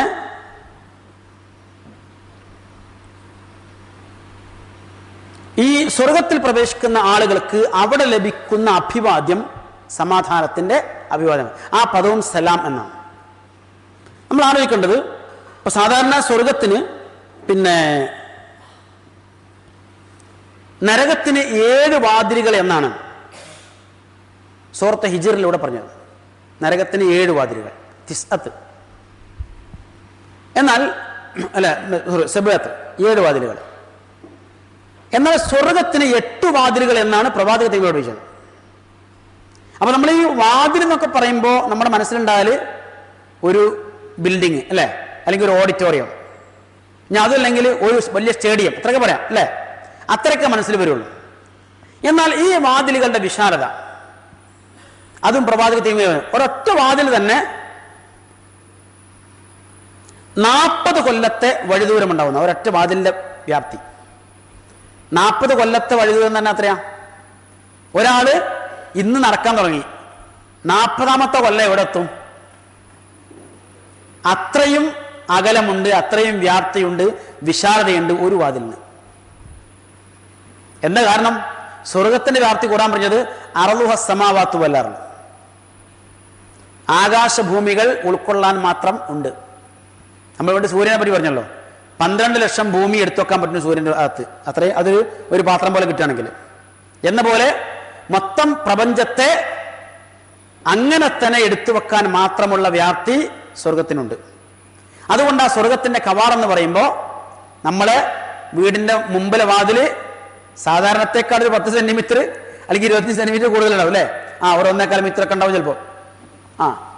അതല്ല, മറിച്ച് ആയിരക്കണക്കിന് ആളുകൾക്ക്, അല്ല ലക്ഷക്കണക്കിന് ആളുകൾക്ക് വേണമെങ്കിൽ ഒരുമിച്ച് പ്രവേശിക്കാൻ കഴിയുന്ന വിധത്തിൽ അത്രയും വിശാലമാണ് സ്വർഗത്തിന്റെ കവാടങ്ങൾ. എന്നിട്ട് പറയുന്നത് ഓരോ കവാടത്തിനും പ്രത്യേകതയുണ്ട്. ആ ഓരോ കവാടത്തിൽ നിന്നും പ്രത്യേകം പ്രത്യേകം ക്ഷണിക്കപ്പെടുന്ന ആളുകളുണ്ട്, അഥവാ അഭിവാദ്യം അർപ്പിക്കപ്പെടുന്ന ആളുകളുണ്ട്, സ്വാഗതം ചെയ്യപ്പെടുന്ന ആളുകളുണ്ട്. നമസ്കാരക്കാരെ സ്വാഗതം ചെയ്യുന്ന ചില കവാടങ്ങൾ, നോമ്പുകാരെ സ്വാഗതം, ഇപ്പൊ റയ്യാൻ പറഞ്ഞത് അങ്ങനത്തെ കവാടങ്ങൾ, സക്കാത്ത് കൊടുക്കുന്ന ആളുകളെ, ഹജ്ജ് ചെയ്യുന്ന ആളുകളെ, മറ്റു ചില നന്മകൾ ചെയ്യുന്നവരെ റസൂലൊക്കെ പറഞ്ഞു. എന്നിട്ട് പറഞ്ഞു എല്ലാ കവാടങ്ങളിൽ നിന്നും സ്വാഗതം ചെയ്യപ്പെടുന്ന ആളുകളുമുണ്ട്, അതിലാണ് ഞാൻ അബൂബക്കറിനെ പ്രതീക്ഷിക്കുന്നത് എന്നാണ് റസൂൽ പറഞ്ഞത്. കൺഫ്യൂഷനാവോ ചോദിച്ചാൽ ആവോ? അതെ, അംസക പറഞ്ഞാണ് പിടിയും വലിയും എല്ലാവരും പിടിച്ചു വെച്ചുകൊണ്ടിരിക്കും. മനസ്സിലായല്ലോ? റസൂൽ പറഞ്ഞ വാചകം പറഞ്ഞു വെച്ചാൽ അതിലാണ് ഞാൻ അബൂബക്കർ അള്ളാഹുവിനെ പ്രതീക്ഷിക്കുന്നത്. ദുനിയാവിൽ ജീവിച്ചിരിക്കുമ്പോൾ തന്നെ അതിനേക്കാൾ വലിയൊരു ഒരു സന്തോഷ വാർത്ത വേറെ കിട്ടാനുണ്ടോ? പറഞ്ഞല്ലോ 10 പേര് സ്വർഗത്തിലാന്ന് പറഞ്ഞു, അതിൽ 1ാമത്തെ ആൾ അബൂബക്കർ. ആ അബൂബക്കർ അള്ളാഹുവിന് സ്വർഗത്തിന്റെ 8 കവാടങ്ങളിലൂടെയും അതിൽ പ്രവേശിക്കാൻ യോഗ്യനാണെന്നാണ് പറഞ്ഞത്. ആ 8 കവാടങ്ങളിൽ നിന്നും സ്വാഗതം ഓതുമ്പോൾ അബൂബക്കറിനെ സ്വാഗതം ചെയ്യും. ഞാനത് പ്രതീക്ഷിക്കുന്നു എന്ന് റസൂല. നമ്മളാകെ ആലോചിക്കണത്രേ ഉള്ളവരോ, ഇതിന്റെ ഏതെങ്കിലും ഒരു കവാടത്തിന്റെ ഒരു മൂലക്കൂടെ മെല്ലെ എന്നിട്ട് ടിക്കറ്റില്ലാത്ത കുട്ടികൾ ഇങ്ങനെ മെല്ലെ പതുങ്ങി കയറുന്ന പോലെ ഒന്നാണ്ട് കയറി കിട്ടിയാൽ രക്ഷപ്പെട്ടിരുന്നു എന്നാണ് പൊതുവിൽ അല്ലേ ഒരു മനസ്സതാണ്. ഞാൻ വീണ്ടും പറയുന്ന അല്ല, അത് പോരാ. സ്വർഗത്തിന്റെ 8 കവാടങ്ങൾ നമ്മളെ സ്വാഗതം ചെയ്യും. അതിന് മാത്രമുള്ള നന്മകളൊക്കെ നമ്മുടെ മനസ്സിലുണ്ട്, ജീവിതത്തിലുണ്ട്. അതിന് തടസ്സം നിൽക്കുന്ന അത്രയും വലിയ തിന്മകൾ നമ്മുടെ ജീവിതത്തിൽ ഇല്ല എന്ന പ്രതീക്ഷ തന്നെയാണ് വേണ്ടത്. കാരണം ഇത് അള്ളാഹ് ക്ഷണിക്കാനാവട്ടെ, അള്ളാഹ് ക്ഷണിക്കണത്. നമ്മൾ നോമ്പുറക്കാനും സൽക്കാരത്തിനൊക്കെ എത്ര ആൾക്കാർ ക്ഷണിക്കലുണ്ട്. ആ ക്ഷണിക്കുന്ന ആളുകൾക്ക് നമ്മൾ എന്തെല്ലാം ഒരുക്കും? ഒരു നോമ്പുകാരനാകെ ഇത്തിരി ഭക്ഷണം ആവശ്യമുള്ളൂ അല്ലേ? എന്നാലും 15 ഐറ്റം ഉണ്ടാക്കും. അത് നമ്മുടെ ഒരു സ്വഭാവം, അത് മനുഷ്യൻ്റെ സ്വഭാവം. പറഞ്ഞു ആരാ മനുഷ്യൻ? ഒട്ടും കാരുണ്യമില്ലാത്തവനാണ്, വളരെ കുറഞ്ഞ. അള്ള പറഞ്ഞ എന്താ? അള്ളാന്റെ കാരുണ്യത്തിന്റെ 100-1 ഭാഗമാണ് ഈ പടപ്പുകൾക്ക് മൊത്തം കൊടുത്തതെന്നാണ്. മനുഷ്യനടക്കമുള്ള സകല സൃഷ്ടികൾക്ക് കൂടി കൊടുത്തത് 1% മാത്രം, ബാക്കി 99 അവിടെ. അതിൽപ്പെട്ട നമ്മൾ ഒരാളെ സൽക്കരിക്കുമ്പോൾ അയാൾക്ക് ആവശ്യമില്ലെങ്കിലും എന്ത് ചെയ്യും? ഒരു 10-15 ഐറ്റം ഉണ്ടാക്കി വെക്കും. അയാൾ മിക്കവാറും പലതും ഒന്ന് കാണാൻ പോലും ശ്രമിക്കൂല, ചിലത് തൊടു പോലും ചെയ്യില്ല, എന്നാലും ഉണ്ടാക്കും. എങ്കിൽ ഈ 99% കാരുണ്യവും ഉള്ള അള്ളാഹ്, അഥവാ അവന്റെ കയ്യിൽ തന്നെ ഉള്ള അള്ളാഹ്, അവനാണ് നമ്മളെ ക്ഷണിക്കുന്നത് സ്വർഗത്തിലേക്ക്. അപ്പോ നല്ല പ്രതീക്ഷ വേണമെന്ന് ഞാൻ പറഞ്ഞത്. അതിന്റെ 8 കവാടങ്ങളുടെയും എനിക്ക് പ്രവേശിക്കാൻ പറ്റും, എന്നെ സ്വാഗതം ചെയ്യും. അങ്ങനെ ഒന്ന് പ്രതീക്ഷ നോക്കി ആ പ്രതീക്ഷ ഉണ്ടായി നമ്മൾ മാറും, നമ്മുടെ ജീവിതത്തിൽ മാറ്റം ഉണ്ടാവും. ഞാൻ പറഞ്ഞത് പോസിറ്റീവ് എനർജി അതാണ്, ശരിയല്ലേ? ഇപ്പൊ ഉദാഹരണം, നമ്മളിപ്പോ ഒരു VIP ലോഞ്ചിലേക്ക് നമ്മൾ ചെല്ല, എനിക്ക് അവിടെ കയറാൻ പറ്റും, അഥവാ എന്നെ അവിടെ സ്വീകരിക്കും എന്നെനിക്കൊരു പ്രതീക്ഷ ഉണ്ടെങ്കിൽ ഞാൻ എന്ത് ചെയ്യും? അവിടെ കയറാൻ പറ്റിയ കോലത്ത് പോകും. അതുപോലെ അവിടെ കയറാൻ പറ്റിയ കോലത്ത് പോകും. എന്താ? അവിടെ ഈ ഉടുത്ത തുണി കുപ്പായം പോരാ. അപ്പൊ അതുകൊണ്ട് എന്ത് ചെയ്യണം? ഒന്നുകൂടി ഒന്ന് ഉഷാറാക്കണം അല്ലേ? ചിലപ്പോ ഒരു ഇന്റർവ്യൂവിനൊക്കെ പോകുന്ന പോലെ ഇന്റർവ്യൂവിന് പോകുമ്പോ പറഞ്ഞു തന്നെ കയ്യിലെല്ലാ മുതലുണ്ടാവും, പുറമെ നമ്മുടെ മൊത്തത്തിൽ എക്സിക്യൂട്ടീവ് ലുക്കിലേക്ക് എത്തും. എന്താ കാരണം? എന്നപ്പോൾ സ്വീകരിക്കണം. അതിന് ഞാൻ ഇപ്പൊ തയ്യാറായിട്ടുണ്ട്. ആ തയ്യാറെടുപ്പാണ് അവിടെ ഉണ്ടാകുന്നത്. ഇത് ഏത് സ്ഥലത്തും കാണാൻ പറ്റും. ഇപ്പൊ സാധാരണ കോട്ടും സൂട്ടും ധരിക്കാത്ത ആൾക്കാർ എന്ത് ചെയ്യും? ചില സ്ഥലത്ത് പോകുമ്പോൾ ഉണ്ടാവും. എന്താ? അതൊരു പ്രതീക്ഷയാണത്. ഞാൻ പറഞ്ഞെന്താരോ, പരലോകത്ത് സ്വർഗത്തിന്റെ 8 കവാടങ്ങളിലും നമ്മൾ ക്ഷണിക്കപ്പെടും, നമ്മൾ സ്വാഗതം ചെയ്യപ്പെടും എന്ന പ്രതീക്ഷ നമുക്കുണ്ടെങ്കിൽ അതിനനുസരിച്ചുള്ള കെട്ടുമുട്ട നമ്മുടെ ജീവിതത്തിൽ ഉണ്ടാവും. നമ്മളിങ്ങനെ എല്ലാ കാര്യത്തിലും മോശമായി നിന്നിട്ട് അങ്ങനെ ആ പ്രതീക്ഷ ആർക്കും ഉണ്ടാവില്ലല്ലോ, വെറുതെ അല്ലേ? അതാ പറഞ്ഞത്. മര്യാദക്ക് ഒരു പാൻറ്റും ഷർട്ടും പോലും ധരിക്കാതെ ആ നിലക്ക്, അല്ലെങ്കിൽ ഒരു നല്ല വസ്ത്രം പോലും ധരിക്കാതെ അവിടെ എനിക്ക് പ്രവേശനം കിട്ടും എന്നാലും പ്രതീക്ഷിക്കുമോ? പ്രതീക്ഷിക്കൂല. ഞാൻ കഴിഞ്ഞ ക്ലാസ്സിൽ പറഞ്ഞ മുല്ലന്റെ കഥ അതാണ്. മുല്ല ആദ്യം ചെന്നപ്പോ അവര് തിരിച്ചു വിട്ടു അല്ലേ? സ്വീകരിച്ചില്ല. മാത്രമല്ല വളരെ അപകടിച്ച് ആക്ഷേപിച്ചു വിട്ടു. പക്ഷെ പിന്നെ വന്നപ്പോഴോ രാജകീയമായി സ്വീകരിക്കുകയും ചെയ്തു. കാരണം അദ്ദേഹം കിട്ടിയ പണം കൊണ്ട് ഒരു നല്ല രാജകീയമായിരിക്കുന്ന, കൊട്ടാരത്തിലൊക്കെ ഉപയോഗിക്കാൻ പറ്റുന്ന രാജകീയമായിരിക്കുന്ന ഒരു കോട്ട് വാടകയ്ക്ക് വാങ്ങി ഇട്ടിട്ടാ പോയത്. അപ്പോ വളരെ രാജകീയമായി സ്വീകരിച്ചു. നല്ല മുന്തിയ ഭക്ഷണമുണ്ട്. മുല്ല പ്രതികരിച്ച് ഞാൻ പറഞ്ഞല്ലോ, ആ കോട്ട് എന്ത് ചെയ്തു? അത് ഊരിയിട്ട് ആ കസേരമല ഇട്ടു. എന്നിട്ട് പറഞ്ഞു കോട്ടിനോട്, നീ വേണ്ട വിധം ഭക്ഷണം കഴിച്ചോ, നിനക്ക് വേണ്ടി ഒരുക്കിയതാണ്, എനിക്കുള്ള നേരത്തെ കിട്ടിയിട്ടുണ്ട്. പറഞ്ഞാൽ എന്നെ പറഞ്ഞ് നേരത്തെ അടിച്ചു പിടിച്ചതാ, നിന്നെയാണ് ഇവർ സ്വീകരിച്ചത്, അതുകൊണ്ട് നീ വേണ്ടത്ര കഴിച്ചോ. ഞാൻ പറഞ്ഞത് ഇതാണ് സമൂഹം. നമ്മുടെ ഏത് സ്ഥലത്തും നമ്മുടെ ആ അവസ്ഥയാണ്. ഇതന്നെയാണ് പരലോകത്തെക്കുറിച്ച്, പടച്ചവനെക്കുറിച്ച്, അവൻ നൽകുന്ന അനുഭൂതികളെക്കുറിച്ചൊക്കെ നമുക്കുണ്ടാവേണ്ട പ്രതീക്ഷ അതാണ്. അങ്ങനെ ആലോചിച്ച് നോക്കൂ, നമുക്ക് അവിടെ രക്ഷപ്പെടാൻ കഴിയും. ആ ഒരു പ്രതീക്ഷ ഉണ്ടെങ്കിൽ പ്രതീക്ഷക്കനുസരിച്ച് നമ്മൾ നമ്മുടെ കർമ്മങ്ങൾ വീണ്ടും നന്നാക്കും, നമ്മുടെ വിശ്വാസങ്ങളെ കറക്റ്റ് ചെയ്യും, നമ്മുടെ ജീവിതത്തിൽ മാറ്റങ്ങൾ വരും. ഇന്നലെ ഉണ്ടായിരുന്ന പിശുക്കിന്ന് പോവും, ഇല്ലാത്ത വിശാലത ഉണ്ടാവും. അങ്ങനെ നമ്മൾ മാറി വരും. സ്വാഭാവികമായിട്ട് എന്തിനും അങ്ങനെയാണ്. ആ ഒരു പ്രതീക്ഷ ഇവിടെയും വേണമെന്നുള്ളതാണ് സൂചിപ്പിച്ചത്. അപ്പോ ഇങ്ങനെ സ്വർഗത്തിലേക്ക് ആളുകൾ എത്തിച്ചേരുമ്പോൾ അവർക്ക് നൽകുന്ന സന്ദേശം, അല്ലെങ്കിൽ അവർക്ക് ഉള്ള സ്വാഗതം, സലാമുൻ അലൈക്കും, നിങ്ങൾക്ക് സമാധാനം, നിങ്ങൾക്ക് സന്തോഷം. ഇതേ സലാം തന്നെയാണ് നമ്മൾ ദുനിയാവിൽ പരസ്പരം ആശംസിക്കുന്നത്. അപ്പൊ അതൊക്കെ നമ്മൾ അസ്സലാമു അലൈക്കും എന്നൊക്കെ പറയുമ്പോൾ അതൊന്നും വെറുതെ പറഞ്ഞുകൊണ്ട് സാധനമൊന്നുമല്ല. അടിച്ചുവിടുന്ന പേരുണ്ടല്ലോ, ഒരു സലാം എറിഞ്ഞു പോവുക, എറിഞ്ഞു പോകേണ്ട സാധനമൊന്നുമല്ല. ഇത് സ്വർഗത്തിൽ പ്രവേശിക്കുന്ന ആളുകൾക്ക് മലക്കുകൾ നൽകുന്ന അഭിവാദ്യമാണത്. ആ ഒരു പ്രാധാന്യം ആലോചിച്ച് നോക്കി. അപ്പൊ നമ്മൾ പറയുന്ന സലാമിന് അർത്ഥം ഉണ്ടാവും. ഇൻഷാ അല്ലാഹ് അതിലേക്ക് അടുത്ത ആയത്തിൽ വേറെ വരുന്നില്ല, ഞാൻ ഇവിടെ വിശദീകരിക്കുന്നില്ല. ഇപ്പൊ സൂചിപ്പിച്ചത് ഇങ്ങനെ സംഘമായി നല്ല മനുഷ്യന്മാർ സ്വർഗത്തിലേക്ക് നയിക്കപ്പെടും. അവിടെ ചെല്ലുമ്പോൾ അതിൻ്റെ വാതിലുകളെല്ലാം തുറന്നു വെക്കപ്പെട്ടിരിക്കുന്നു.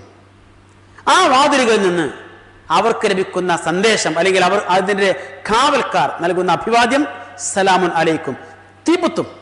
അപ്പോൾ നോക്കുന്നത് തീബുത്തും, നിങ്ങൾ നന്നായിട്ടുണ്ട് കേട്ടോ. അത് നമ്മളങ്ങനെ തന്നെയല്ലേ, ഒരാളെ സ്വീകരിക്കുമ്പോൾ പ്രത്യേകിച്ച് നമുക്ക് കൂടി പറ്റുന്ന ഒരാളാണെങ്കിൽ നമ്മൾ പറയാം ഉഷാറായിട്ടുണ്ട്. ഇത് മൊത്തത്തിൽ ആരെന്നെ ഉഷാറായിട്ടുണ്ട്, വസ്ത്രം നന്നായിട്ടുണ്ട്, എല്ലാം നല്ല അങ്ങനെ ഓരോന്ന് പറയുമ്പോൾ നന്നായിട്ട് ഉഷാറായിട്ടുണ്ട്.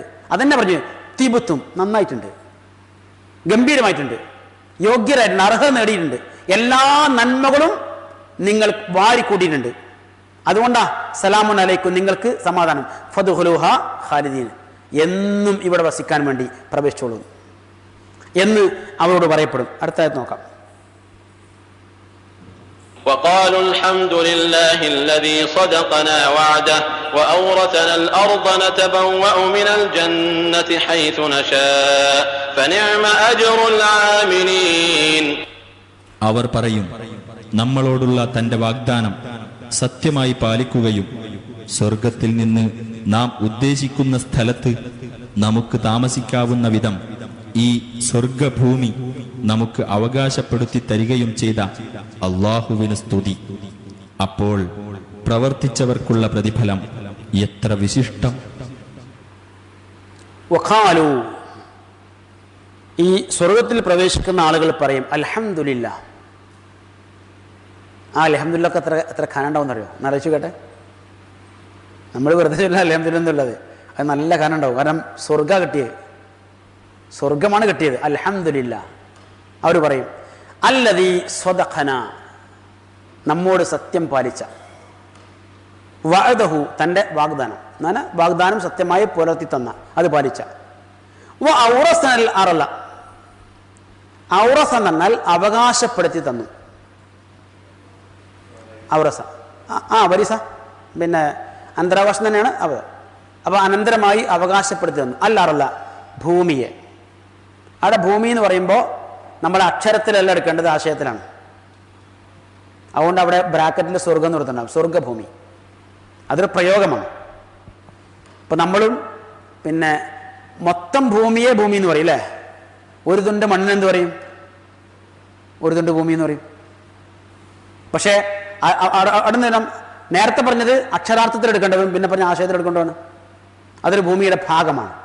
എന്ന പോലെ ഇവിടെ സ്വർഗഭൂമി, വിശാലമായിരിക്കുന്ന ഒരു സംവിധാനത്തെയാണ് ആ പദം ഉപയോഗിച്ചത്. അപ്പോൾ ഔറസനൽ അർള, സ്വർഗഭൂമിയെ നമുക്ക് അവകാശപ്പെടുത്തിയിരിക്കുകയും ചെയ്തു. നതബവ്വഉ മിനൽ ജന്ന, നതബവ്വഉ, നമുക്കതിൽ പിന്നെ എന്താ ഇരിക്കാനുള്ള അല്ലെങ്കിൽ താമസിക്കാനുള്ള സ്ഥലം. തബവ്വ എന്ന് പറഞ്ഞാൽ താമസം ഒരുക്കിയെന്നാണ്. പട്ടയം. അതിൽ നമുക്ക് പിന്നെ താമസിക്കുവാനുള്ള സൗകര്യം ഒരുക്കി തന്നു. മിനൽ ജന്ന, സ്വർഗത്തിൽ. ഹൈസു നശ, എങ്ങനെയാ സൗകര്യം? നിങ്ങൾ ഇവിടെ കിടന്നോളിന്നല്ല.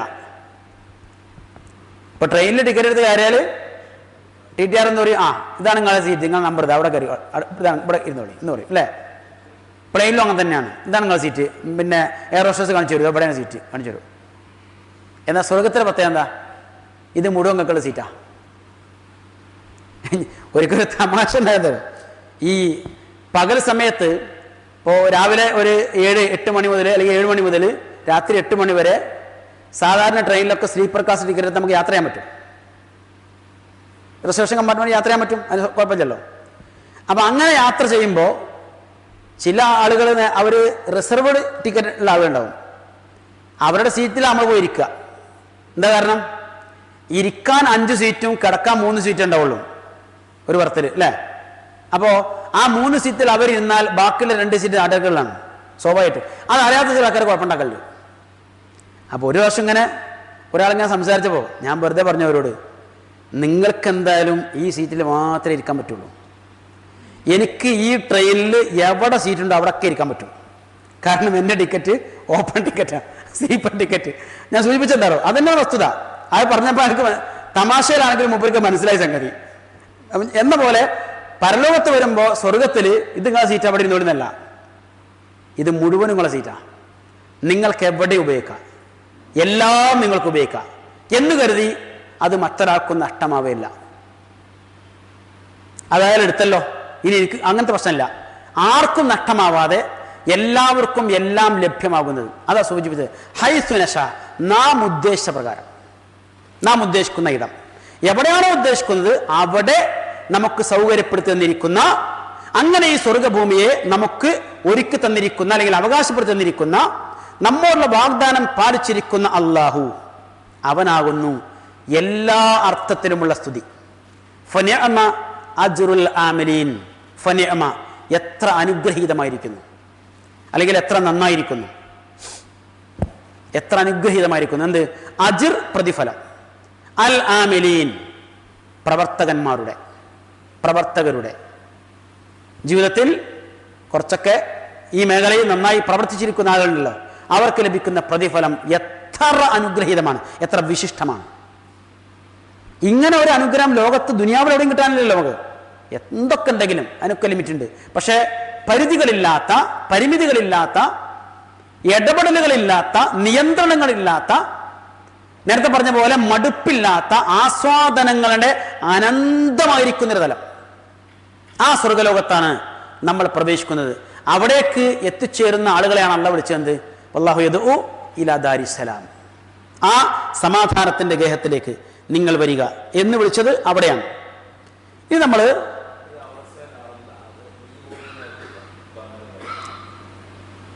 ഭൂമിയിൽ എന്തായാലും സ്വർഗം കൊള്ളൂലല്ലോ. ഔറസനൽ അറള നതബവഉ മിനൽ ജന്ന അല്ലേ? ആ ചോദ്യം നല്ല ചോദ്യം. സ്വർഗത്തിൽ നിന്നുള്ള ഒരു ഭൂമി അല്ലെങ്കിൽ ഒരു ഭൂമിയോളം സ്ഥലം, അങ്ങനെ പറയാം. ഞാൻ സൂചിപ്പിച്ചത് ഇതൊരു ആലങ്കാരികമായിരിക്കുന്ന വിഷയമാണ്. സ്വർഗത്തിൽ നമുക്ക് ലഭിക്കുന്ന സൗകര്യങ്ങളെ മൊത്തത്തിലാണ് ഈ പദം ഉപയോഗിച്ചത്, അതിനാണ് അറന്നെന്ന് പറഞ്ഞത്. അപ്പോൾ വേണമെങ്കിൽ അങ്ങനെ പറയാം, ഈ മഹാപ്രപഞ്ചത്തിൽ ഒരു ഭൂമിക്ക് എത്ര സ്ഥാനം, അത് അത്രയും നമുക്ക് വേണ്ടല്ലോ അല്ലേ? നമുക്ക് അത്രയും വേണ്ട, നമുക്കൊരു തരി മണ്ണേ ഇവിടെ ആവശ്യമുള്ളൂ.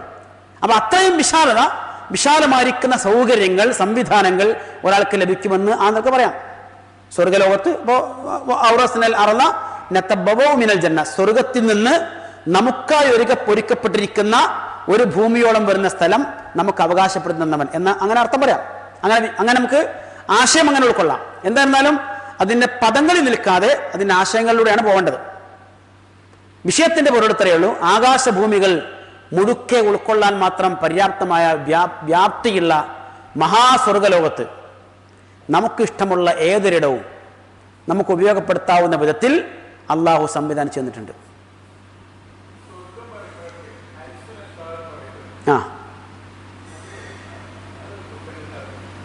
എന്താ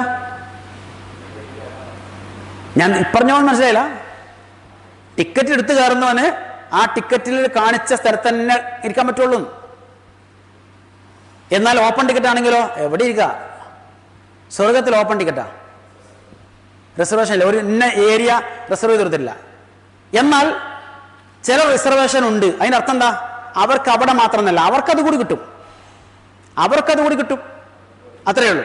ഇപ്പൊ സ്വർഗത്തിലെ പദവികൾ, പ്രവാചക തിരുമേനിക്ക് ഏറ്റവും ഉയർന്ന പദവി, പ്രവാചകർക്ക് അത്ര കൂടി കിട്ടും. അതിൻ്റെ അർത്ഥം അവിടെ തന്നെ ഇരിക്കാന്നല്ല, എവിടെ ഇരിക്കാം, എവിടെ ഉപയോഗിക്കാം. ഓരോരുത്തർക്കും അവരവരുടെ പ്രവർത്തനങ്ങൾക്ക്, വിശ്വാസങ്ങൾക്ക്, ജീവിതത്തിനനുസൃതമായിരിക്കുന്ന പ്രതിഫലമാണ്, അനുഗ്രഹങ്ങളെ ലഭിക്കുക. പക്ഷേ അത് എത്ര ചെറുതാണെങ്കിലും, അഥവാ ഏറ്റവും താഴെ തട്ടിലാണെങ്കിൽ പോലും അവന് മടുപ്പില്ലാതെ, അവന് അതിരുകളില്ലാതെ, പരിമിതികളില്ലാതെ, പരിധികളില്ലാതെ അനന്തമായി ആസ്വദിക്കാൻ കഴിയുന്ന രൂപത്തിലാണ് അത് ക്രമീകരിച്ചിട്ടുണ്ടാവുക എന്നതാണ് എൻ്റെ പ്രത്യേകത. ഇത് നമ്മൾ ആ നിലക്ക് മനസ്സിലാക്കലേ പ്രശ്നമില്ല. ആ ഹൈസുനഷ എന്നുള്ളത് ഒരു ബുദ്ധിമുട്ടുള്ള കാര്യമൊന്നുമല്ല. അത് അവിടെയെങ്കിലും നമുക്ക് അങ്ങനെ ഒരു സംഗതി വേണ്ടേ? യഥേഷ്ടം വിരാജിക്കാനുള്ളൊരു സൗകര്യം. ദുനിയാവിലെ ഏത് സൗകര്യങ്ങളും ലിമിറ്റ് ഉണ്ട്, അവിടെ അതില്ല. അപ്പം പിന്നെ അതുപോലെ തന്നെ ഭക്ഷണപാനീയങ്ങൾ, മറ്റു കാര്യങ്ങളിലൊക്കെ അങ്ങനെയാണ്, ലിമിറ്റില്ല. ഇവിടെ രണ്ട് അർത്ഥത്തിൽ ലിമിറ്റ് ഉണ്ട്. ഇപ്പൊ ഭക്ഷണം കഴിക്കുമ്പോൾ എന്താ ലിമിറ്റ്? ഒന്ന്,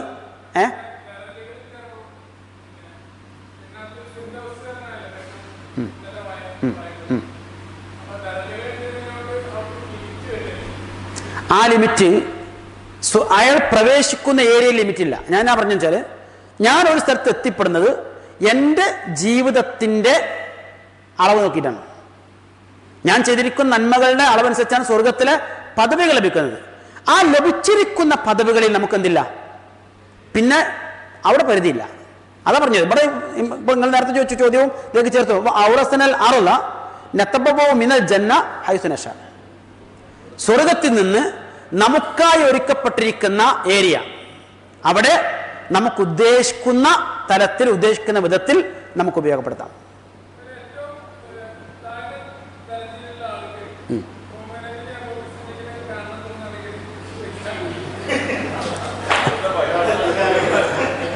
അതിന് ഖുർആൻ ഉപയോഗിച്ച പദം എന്താ? വമൻ യുതിഇല്ലാഹ വറസൂൽ ഫഉലൈക മഅല്ലദീന അൻഅമല്ലാഹു അലൈഹിം മിനൻ നബിയ്യീന വസ്സിദ്ദീഖീന വശുഹദാഇ വസ്വാലിഹീൻ. അത് കിട്ടും തന്നെ പറഞ്ഞു. ഇതൊരു സ്വഹാബി ചോദിച്ചാണ്. ആ സ്വഹാബിയെ ഞാൻ മുമ്പ് സംഭവം പറഞ്ഞിട്ടുണ്ട്. സൗബാൻ എന്ന് പറയുന്ന സ്വഹാബി വളരെ വല്ലാത്തൊരു അവസ്ഥയിൽ ഇങ്ങനെ റസൂൽ കണ്ടപ്പോൾ ചോദിച്ചു, എന്താ അങ്ങനെ, വല്ല ക്ഷീണിച്ചല്ലോ, വല്ല എന്തൊരു പ്രശ്നമുണ്ടല്ലോ. അപ്പം അദ്ദേഹം പറഞ്ഞെന്താ അറിയോ, എനിക്ക് റസൂൽ എപ്പോഴും താങ്കളെ കണ്ടുകൊണ്ടിരിക്കണം. അപ്പം ഞാൻ വീട്ടിലെത്തിയാൽ ഉടനെ പോരും ഇതിന് പള്ളിയിലേക്ക്, ഞങ്ങളെ കാണാലോ. പക്ഷെ ഇപ്പോൾ എന്നെ അലട്ടുന്ന പ്രശ്നം, ഇതിപ്പോൾ കഴിയും, മരിച്ചു പോയാൽ ഇനി ആ പരലോകത്ത് ഞാൻ സ്വർഗത്തിലാണെങ്കിൽ പോലും റസൂലുള്ള ഏറ്റവും ഉന്നതമായ സ്ഥാനത്തായിരിക്കുമല്ലോ. അപ്പോൾ എനിക്ക് ഈ സഹവാസം ലഭിക്കുമോ എന്നാണ് എൻ്റെ ആശങ്ക. അതിന് റസൂൽ മറുപടി പറഞ്ഞു, അള്ള മറുപടി പറഞ്ഞു, അത് കിട്ടും. അതിന് നിബന്ധന എത്രയേ ഉള്ളൂ, അള്ളാഹുവിനെയും റസൂലിനെയും അനുസരിച്ച് ജീവിക്കുന്ന ആൾക്കാരായ മതി. അതാ പറഞ്ഞു ഫഉലൈക മഅല്ലദീന അൻഅമല്ലാഹു അലൈഹിം, ഒന്ന് മിനൻ നബിയ്യീന വസ്സിദ്ദീഖീന വശുഹദാഇ വസ്വാലിഹീൻ, എല്ലാ നല്ല മനുഷ്യന്മാരുടെയും കൂടെ സഹവസിക്കുവാൻ നമുക്ക് അവസരം ലഭിക്കും. അഥവാ അവരുടെ കൂടെ തന്നെയാണ്. പക്ഷേ അവരുടെ കൂടെ ആകുമ്പോൾ പോലും അവർക്കിടയിൽ അവരുടെ ആസ്വാദനങ്ങളിലെ ഏറ്റക്കുറവുണ്ടാവും തന്നെ പറഞ്ഞു. ആ ഏറ്റക്കുറവ് നമ്മുടെ വിശ്വാസ ആദർശ ആധാരവുമായി ബന്ധപ്പെട്ട് കിടക്കുന്ന, അത് മറ്റൊരാൾക്ക് അലോസരം ഉണ്ടാക്കൂല, പ്രശ്നം ഉണ്ടാക്കൂല, ആർക്കും ബുദ്ധിമുട്ടൊന്നും ഉണ്ടാവില്ല. പക്ഷേ എന്നാൽ ഈ സഹവാസങ്ങളും സാമീപ്യങ്ങളും ഒക്കെ കിട്ടുകയും ചെയ്യും, അള്ളാനെ കാണും, എല്ലാ കാര്യങ്ങളും ഉണ്ടാവും. എന്നാൽ പോലും അതിലും ഇപ്പൊ ഇവിടെ നിങ്ങൾ നോക്കുന്നുണ്ട്, ഈ ഞാൻ നേരത്തെ പറഞ്ഞില്ലേ, എയർ കണ്ടീഷൻ കമ്പാർട്ട്മെന്റുകളിൽ 2 തരം കമ്പാർട്ട്മെന്റ് ഉണ്ടാവും. 2 ടയർ ഉണ്ടാവും, 3 ടയർ ഉണ്ടാവും. വ്യത്യാസം എന്താ? 3 ടയറിൽ 3 ബർത്ത് ഉണ്ടാവും, മറ്റേ 2 ബർത്ത് ഉണ്ടാവും. ഈ 2 കമ്പാർട്ട്മെന്റാണ് കിടന്നുറങ്ങുന്ന ഒരേ ആസ്വാദനം നല്ലത്. വ്യത്യാസം ഉണ്ടാവും. എന്നാലും കുറച്ചൊരു സൗകര്യം, ലേശം അല്ലേ, കുറച്ചൊരു സൗകര്യം അധികമുണ്ട്. പക്ഷേ മൊത്തത്തിൽ തന്നെ നോക്കുമ്പോൾ വലിയ വ്യത്യാസം ഉണ്ടാവില്ല. ഈ കൊടുത്ത എമൗണ്ടിന്റെ വ്യത്യാസം മാത്രമേ ഉണ്ടാവുള്ളൂ. പക്ഷേ എന്നാൽ കുറച്ച് സൗകര്യമുണ്ട്. അങ്ങനെയാണ് സംഗതി. ഇത് ഞാൻ നമുക്ക് ഇതൊക്കെ ഇവിടുത്തെ ഉദാഹരണം വെച്ചല്ലേ പോകാൻ പറ്റുള്ളൂ. സ്വർഗത്തെക്കുറിച്ചും നരകത്തെക്കുറിച്ചും അള്ളാഹു റസൂലും പറഞ്ഞാൽ ആദ്യം പറഞ്ഞത്, നമുക്ക് ആ പറഞ്ഞെടുത്ത് അവിടെ നിൽക്കല്ല, നിർവാഹമല്ല. അതുകൊണ്ടാണ് റസൂലും പോലും അത്ര പറഞ്ഞത്. ഇതുവരെ ആർക്കും അനുഭവിക്കാനും ആസ്വദിക്കാനും കഴിഞ്ഞിട്ടില്ലാത്ത, ഒരാളുടെ മനസ്സിൽ അങ്ങനെ നമുക്കിങ്ങനെ രൂപപ്പെടുത്തിയെടുക്കാൻ കഴിയാത്ത ഒരു ലോകം. അതാണ് അതിനെ പരിചയപ്പെടുത്തുമ്പോൾ റസൂൽ പറഞ്ഞത്. അത് നമ്മൾ ആ നിലക്കൂടി ആലോചിക്കാം. ഏതായിരുന്നാലും അത്രയും വിശിഷ്ടമായ അനുഗ്രഹീതമായിരിക്കുന്ന ആസ്വാദനമാണ് സ്വർഗലോകത്ത് മനുഷ്യർക്ക് വേണ്ടി അള്ളാഹു ഒരുക്കി വെച്ചിട്ടുള്ളത്. അത് അവരുടെ പ്രവർത്തനങ്ങളുടെ പ്രതിഫലമായിട്ടാണ് ലഭിക്കുന്നത് എന്നാണ് സൂചിപ്പിച്ചത്. ഒരായത്തോട് നോക്കാം. സൂറത്ത് നൂർ 27 മുതൽ 29 വരെ. يا أيها الذين آمنوا لا تدخلوا بيوتا غير بيوتكم حتى تستأنسوا وتسلموا على أهلها ذلكم خير لكم لعلكم تذكرون. ഹേ സത്യവിശ്വാസികളെ, നിങ്ങളുടേതല്ലാത്ത വീടുകളിൽ നിങ്ങൾ കടക്കരുത്. നിങ്ങൾ അനുവാദം തേടുകയും ആ വീട്ടുകാർക്ക് സലാം പറയുകയും ചെയ്തിട്ടല്ലാതെ. അതാണ് നിങ്ങൾക്ക് ഗുണകരം. നിങ്ങൾ ആലോചിച്ചു മനസ്സിലാക്കാൻ വേണ്ടിയത്രേ ഇത് പറയുന്നത്. യാ അയ്യുഹല്ലദീന ആമനു, നമ്മൾ മതം മുന്നോട്ട് വെക്കുന്ന നന്മകളിലെ വളരെ ചെറുതെന്ന് തോന്നാവുന്ന എന്നാൽ വളരെ പ്രാധാന്യപൂർവ്വം ഖുർആൻ പറഞ്ഞിരിക്കുന്ന ചില കാര്യങ്ങൾ. ഇവിടെ ആമുഖം പറയുന്നത് പലപ്പോഴും പറഞ്ഞു. അപ്പം നമസ്കാരം, അതിൻ്റെ മഹത്വവും നിർവഹിക്കേണ്ട ആവശ്യവും ആഹ്വാനമൊക്കെ ഖുർആനിലുണ്ട്. പക്ഷെ അതിൻ്റെ വിശദാംശങ്ങൾ ഖുർആനിലില്ല. അതേ ഖുർആനിൽ ഇങ്ങനെയുള്ള ചില കാര്യങ്ങൾ, നമ്മുടെ ചെറിയ സംസാരം, നമ്മുടെ നോട്ടം, നമ്മുടെ ഇരുത്തം, നമ്മുടെ കിടത്തം, മറ്റുള്ളവരോടുള്ള നമ്മുടെ സമീപനം, ഒരു മുഖം ചുളിക്കൽ അടക്കമുള്ള വിഷയങ്ങൾ ഒക്കെ ഖുർആൻ വളരെ പ്രാധാന്യപൂർവ്വം എടുത്തു പറയുന്നുണ്ട്. അത് നമുക്കും ആ പ്രാധാന്യത്തോടെ ഉൾക്കൊള്ളാൻ സാധിക്കണം. പലപ്പോഴും നമ്മൾ അത്ര ശ്രദ്ധിക്കാത്തൊരു വിഷയമാണ് ഇപ്പോൾ പറഞ്ഞു വരുന്നത്. യാ അയ്യുഹല്ലദീന ആമനൂ, വിശ്വാസികളെ, ലാ തദ്ഖുലൂ ബുയൂതൻ, നിങ്ങൾ ചില വീടുകളിൽ പ്രവേശിക്കരുത്. പ്രത്യേകത ഗൈറ ബുയൂത്തിക്കും, അത് നിങ്ങളുടെ വീടല്ല. അപ്പോൾ നിങ്ങളുടേതല്ലാത്ത വീടുകളിൽ നിങ്ങൾ പ്രവേശിക്കരുത്. ഹത്താ തസ്തഅ്നിസൂ, നിങ്ങൾ അനുവാദം തേടുന്നത് വരെ. ഇസ്തഅ്നസ, അനുവാദം തേടി. ഇസ്തഅ്നസ, ശരിക്ക് അനുവാദം തേടി എന്ന ഭാഗത്തിന് ഇസ്തഅ്ദനാന്ന് മതി. ഇതിന് അനുവാദം, ഇസ്തഅ്ദന അനുവാദം തേടി. എന്നാൽ ഇവിടെ ഇസ്തഅ്നസ എന്നാണ് ഉപയോഗിച്ചത്. അതെന്താ? ഇൻസാനിയത്താണ് പദം, ഇണക്കം എന്ന് പറഞ്ഞാൽ താല്പര്യപൂർവ്വം, നിങ്ങളോടുള്ള താല്പര്യപൂർവ്വം ഇണക്കത്തോടെ തന്നെ നിങ്ങൾക്കൊരു സ്വീകരണം ലഭിക്കുമാർ നിങ്ങൾ അനുവാദം തേടണം. മനസ്സിലായല്ലോ? എന്ന് പറഞ്ഞാൽ വളരെ വിനയത്തോടെ പെർമിഷൻ ചോദിച്ചു വേണം വീട്ടുകാരാന്ന് തന്നെ പറഞ്ഞു. ആ വിനയം കാണിക്കാനാണ് പദം ഉപയോഗിച്ചത്. അത് ഓരോ നാട്ടിലും ഓരോ കാലഘട്ടത്തിലും അവരുടെ ഭാഷയിൽ അതിൻ്റെ വ്യത്യാസം ഉണ്ടാവും, അത്രേ ഉള്ളൂ. വിഷയം തന്നെയാണ്. അപ്പൊ അനുവാദം ചോദിക്കണം. തുസല്ലിമു അലാ അഹ്ലിഹ, ആ വീട്ടുകാർക്ക് നിങ്ങൾ സലാം പറയണം. നമ്മുടേതല്ലാത്തൊരു വീട്ടിൽ പ്രവേശിക്കുമ്പോൾ പാലിക്കേണ്ട 2 മര്യാദകൾ: 1 സമ്മതം ചോദിക്കണം, 2 സലാം പറയണം. ആ സമ്മതം ചോദിക്കുന്നതിൽ ഇത്തിരി വിനയം ഒക്കെ ഉണ്ടാവണം തന്നെയാണ്. അങ്ങനെ ഓടിച്ചെന്ന് ചാടിക്കയറാൻ പറ്റിയതല്ല നമ്മുടേതല്ലാത്ത വീടുകൾ. അത് റസൂലുള്ളാഹി ഇതുമായി ബന്ധപ്പെട്ട് ഒരുപാട് വിശദീകരിച്ചിട്ടുണ്ട്, ഒരുപാട് സംസാരിച്ചിട്ടുണ്ട്. അതിൽ പ്രധാനപ്പെട്ട കാര്യങ്ങൾ: 1, ഇപ്പോൾ ഒരു വീട്ടിൽ നമ്മൾ ചെന്നു, സമ്മതം ചോദിക്കാൻ ഓരോ കാലഘട്ടത്തിലും വ്യത്യസ്ത മാർഗങ്ങളുണ്ടാവും. അതിപ്പോഴുണ്ട്, എന്നുണ്ട്. ഇപ്പം നമ്മൾ ഒരു സ്ഥലത്ത് എന്നാൽ എക്സ്ക്യൂസ് മീ എന്ന് പറഞ്ഞാൽ അതിൽ സമ്മതം ചോദിക്കലുണ്ട്. ഞാൻ അങ്ങോട്ട് കടന്നോട്ടെ എന്ന് പറയണമെന്നില്ല, അത് മതിയാവും. നമ്മുടെയൊക്കെ വീടുകളിൽ നമ്മൾ വെച്ചിരിക്കുന്ന ബെൽ സ്വിച്ച്, അത് സമ്മതം ചോദിക്കുന്ന പരിപാടിയാണ്. അങ്ങനെ നമുക്ക് സാധ്യമാകുന്ന മാർഗം സ്വീകരിക്കാം. വാതിലിന് കൊട്ടാം, അത് കുഴപ്പമൊന്നുമില്ല. പക്ഷേ റസൂലുള്ളാഹി ബാക്കി പറഞ്ഞിട്ടുണ്ട്. 2ാമത്തത് സലാം പറയണം. ഒരു പ്രാവശ്യം സലാം പറഞ്ഞു, മടക്കിയില്ല, എന്ത് ചെയ്യുക? കുറച്ച് കണ്ട് ഒന്നുകൂടി പറഞ്ഞു നോക്കാം, മടക്കുന്നില്ല, വീണ്ടും പറഞ്ഞു നോക്കാം, 3ാമതും. അതുപോലെ 3 പ്രാവശ്യം ബെല്ലടിച്ചു പോയി, യാതൊരു പ്രതികരണമില്ല, തിരിച്ചു പോരണം. സലാം മടക്കിയെങ്കിൽ, അഥവാ വാതിൽ തുറന്നെങ്കിൽ, നമുക്ക് അങ്ങോട്ട് പ്രവേശനം നൽകിയെങ്കിൽ മാത്രമേ പ്രവേശിക്കാവൂ. ധാരാളം ഉദാഹരണങ്ങൾ ഇതിൽ കാണാൻ പറ്റും. ചിലപ്പോഴൊക്കെ നമ്മുടെ വീട്ടിൽ ഒരാൾ വരുമ്പോൾ അയാളെ സ്വീകരിക്കാൻ നമുക്ക് ചിലപ്പോൾ എന്തെങ്കിലും അസൗകര്യം ഉണ്ടാവും. അസൗകര്യമുണ്ടെങ്കിൽ അസൗകര്യം അറിയിക്കാം, അതിന് വലിയ ഒരു പ്രശ്നമില്ല. പക്ഷേ പ്രശ്നം എന്താ അറിയോ? ഈ വന്നാൾ പിന്നാണ്ട് വരില്ലാന്നുള്ളതാണ്. അതാണ് പ്രശ്നം. നമ്മൾ ചെന്നിട്ട് ബെല്ലടിച്ചു, സലാം പറഞ്ഞു അല്ലേ, എന്നിട്ട് നിങ്ങൾ ഇപ്പോഴും കയറണ്ട, പിന്നെ വന്നോളി എന്ന് പറഞ്ഞാൽ നമ്മൾ അത്ര മോശക്കാരൊന്നുമല്ല, ഇനി വേണമെങ്കിൽ ഇങ്ങോട്ട് വന്നോട്ടെ എന്ന നിലപാടാണ് പൊതുവിൽ ആൾക്കാർ സ്വീകരിക്കാം. പക്ഷേ ഇസ്ലാമിക മര്യാദയിൽ അതും പറഞ്ഞു തന്നിട്ടുണ്ട്. എന്താ കാരണം എന്നറിയോ?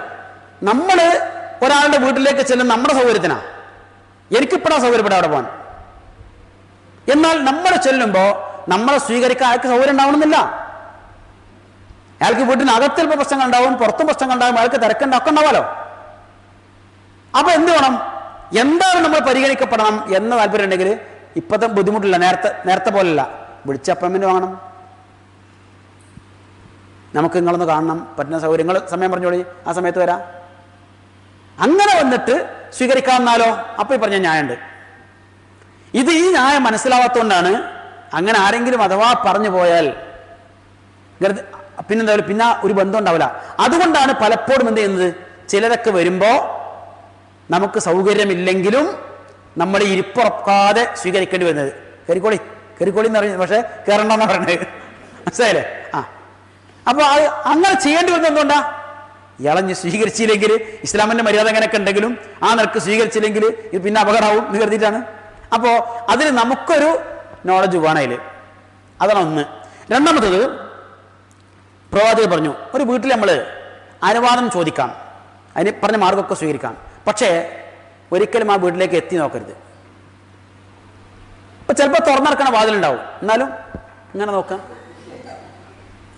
ചിലപ്പോൾ ജനലിൽ കൂടെ ആരെങ്കിലും ഉണ്ടോ, ആ പരിപാടി പാടില്ല. റസൂൽ പറഞ്ഞാൽ എന്താ പറയുക, അങ്ങനെ ആരെങ്കിലും എത്തി നോക്കി, നിങ്ങൾ എന്ത് ചെയ്തു, ഒരു കല്ലെടുത്തിട്ട് കുത്തെടുത്തു, അത് അവൻ്റെ കണ്ണാട്ടി, കണ്ണ് പൊട്ടിപ്പോയി, എന്നാലും നിങ്ങൾ കുറ്റക്കാരാവില്ല.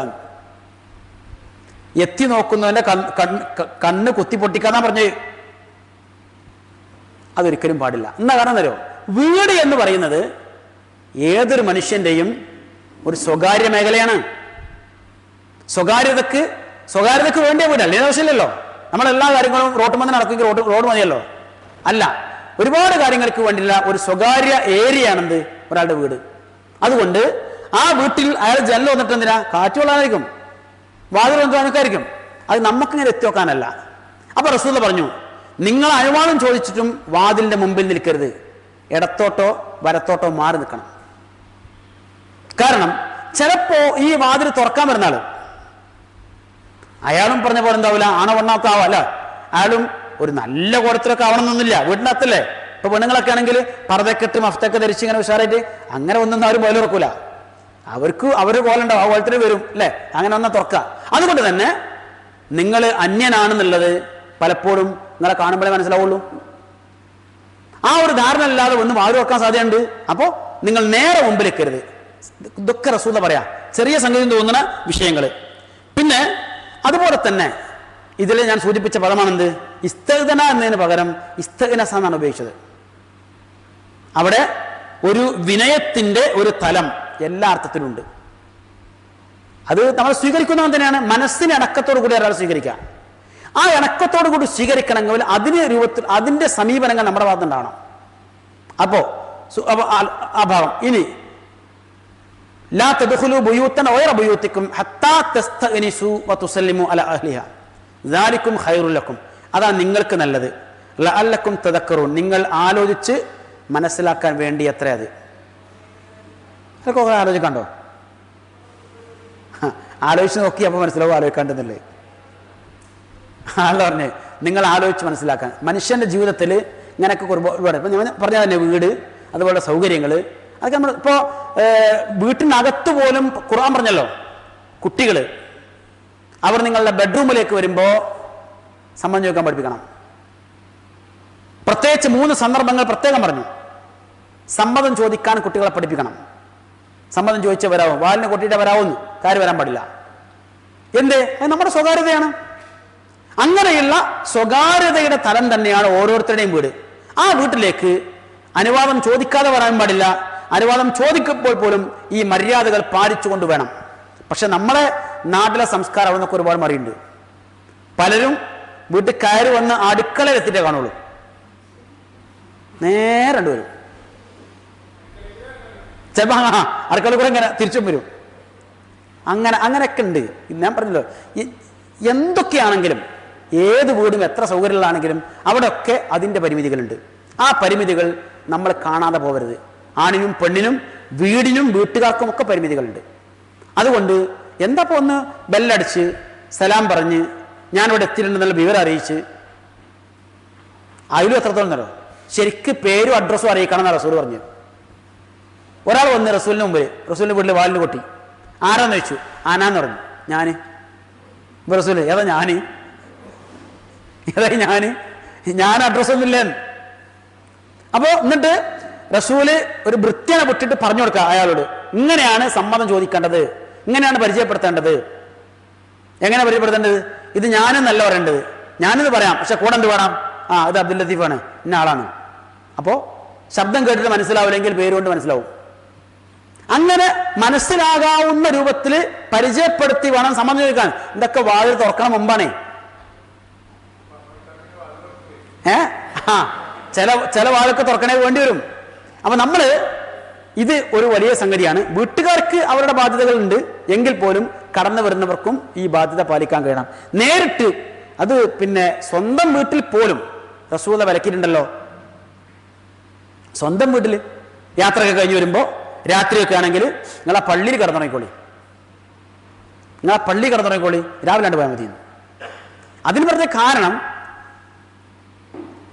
എന്താ, അവർ നിങ്ങളെ സ്വീകരിക്കാൻ പാകത്തിലാവില്ല എന്നല്ല. പക്ഷെ അത് മാത്രമല്ല, അതിലൊക്കെ ചില അങ്ങനെ കടന്നു വരുന്നതിനും ചില ദുസ്സൂചനകളുണ്ട്. മനസ്സിലായല്ലോ? അതുണ്ടാകാൻ പാടില്ല. അതെന്നെ സൂചിപ്പിച്ചത്. അതുകൊണ്ട് അവിടെ പോലും റസൂൽ പറയുക, നാട്ടിലെ പള്ളി അതിനൊക്കെ അല്ല, നമ്മളെ പള്ളിയിൽ പറ്റില്ലല്ലോ, പള്ളിയിൽ ആദ്യം എത്തിച്ചിട്ടുണ്ട്, കിടന്നുറങ്ങാൻ പാടില്ല. എല്ലാ പള്ളിയിലും പ്രധാനപ്പെട്ട കുറച്ച് ബോർഡുകൾ, അതിലൊന്നാണെന്ത്, ഇവിടെ കിടന്നുറങ്ങരുത്. എന്നാൽ പള്ളി എന്ന് പറഞ്ഞാൽ വീടില്ലാത്തവർക്ക് ഉറങ്ങാനുള്ള സാഹചര്യക്ക്, വീടില്ലാത്തവർക്ക്, വീടുണ്ടെങ്കിലും ഒരു യാത്രക്കാരനൊക്കെ അയാൾക്കും വിശ്രമിക്കാനുള്ള സ്ഥലമാണ്. അങ്ങനെയുള്ള ഒരുപാട് സാമൂഹ്യമായിരിക്കുന്ന ആവശ്യങ്ങൾ നിർവഹിക്കപ്പെടുന്ന കേന്ദ്രമാണ് പള്ളി. അവിടെ ഇതൊക്കെ ബോർഡുകൾ, അതൊക്കെ ഉറങ്ങരുത്, ജനലിൽ കൂടെ തുപ്പരുത്, മൊബൈൽ ഓഫാക്കണം, സെഫ് ശരിയാക്കണം, അതൊക്കെ നമ്മൾ എഴുതിക്കേണ്ടവരുണ്ടോ? ഇതൊക്കെ എഴുതി വെക്കാൻ തന്നെ മനസ്സിലാകേണ്ടേ, അല്ലെങ്കിൽ പാലിക്കാൻ സാധിക്കേണ്ട കാര്യങ്ങളല്ലേ? പാലിക്കേണ്ടത് അങ്ങനെ പാലിക്കണം. അല്ലാത്തതോ ഇങ്ങനത്തെ അനാവശ്യമായിരിക്കുന്ന ഒരു ബോർഡ് അവിടെ ഉണ്ടാവാൻ പാടില്ല. പക്ഷെ അതൊക്കെ എല്ലാ പള്ളിയിലും ഉണ്ടാവും. ഉണ്ടാവേണ്ട പലതും ഉണ്ടാവില്ല. അതൊക്കെയാണ് അവിടുത്തെ പ്രശ്നങ്ങൾ. ആലോചിക്കാം. ഞാൻ പറ, ആകെ ഒരു പള്ളിയിൽ മാക്സിമം നമ്മൾ അറിയിക്കേണ്ട കാര്യങ്ങൾ എത്ര ഉണ്ടാവുള്ളൂ. പുറത്തുനിന്ന് വരുന്ന ഒരാൾക്ക് എവിടെയാ യൂറിനൽ, ചിലപ്പോൾ ബോർഡ് വേണ്ടി വരും. എവിടെ ഒതുകൊടുക്കുന്നത് ബോർഡ് വേണ്ടി. സ്ത്രീകളുടെ പ്രത്യേക ഏരിയ ഉണ്ടെങ്കിൽ അതെവിടെയാണ് ഒരു ബോർഡ് വേണ്ടി വരും.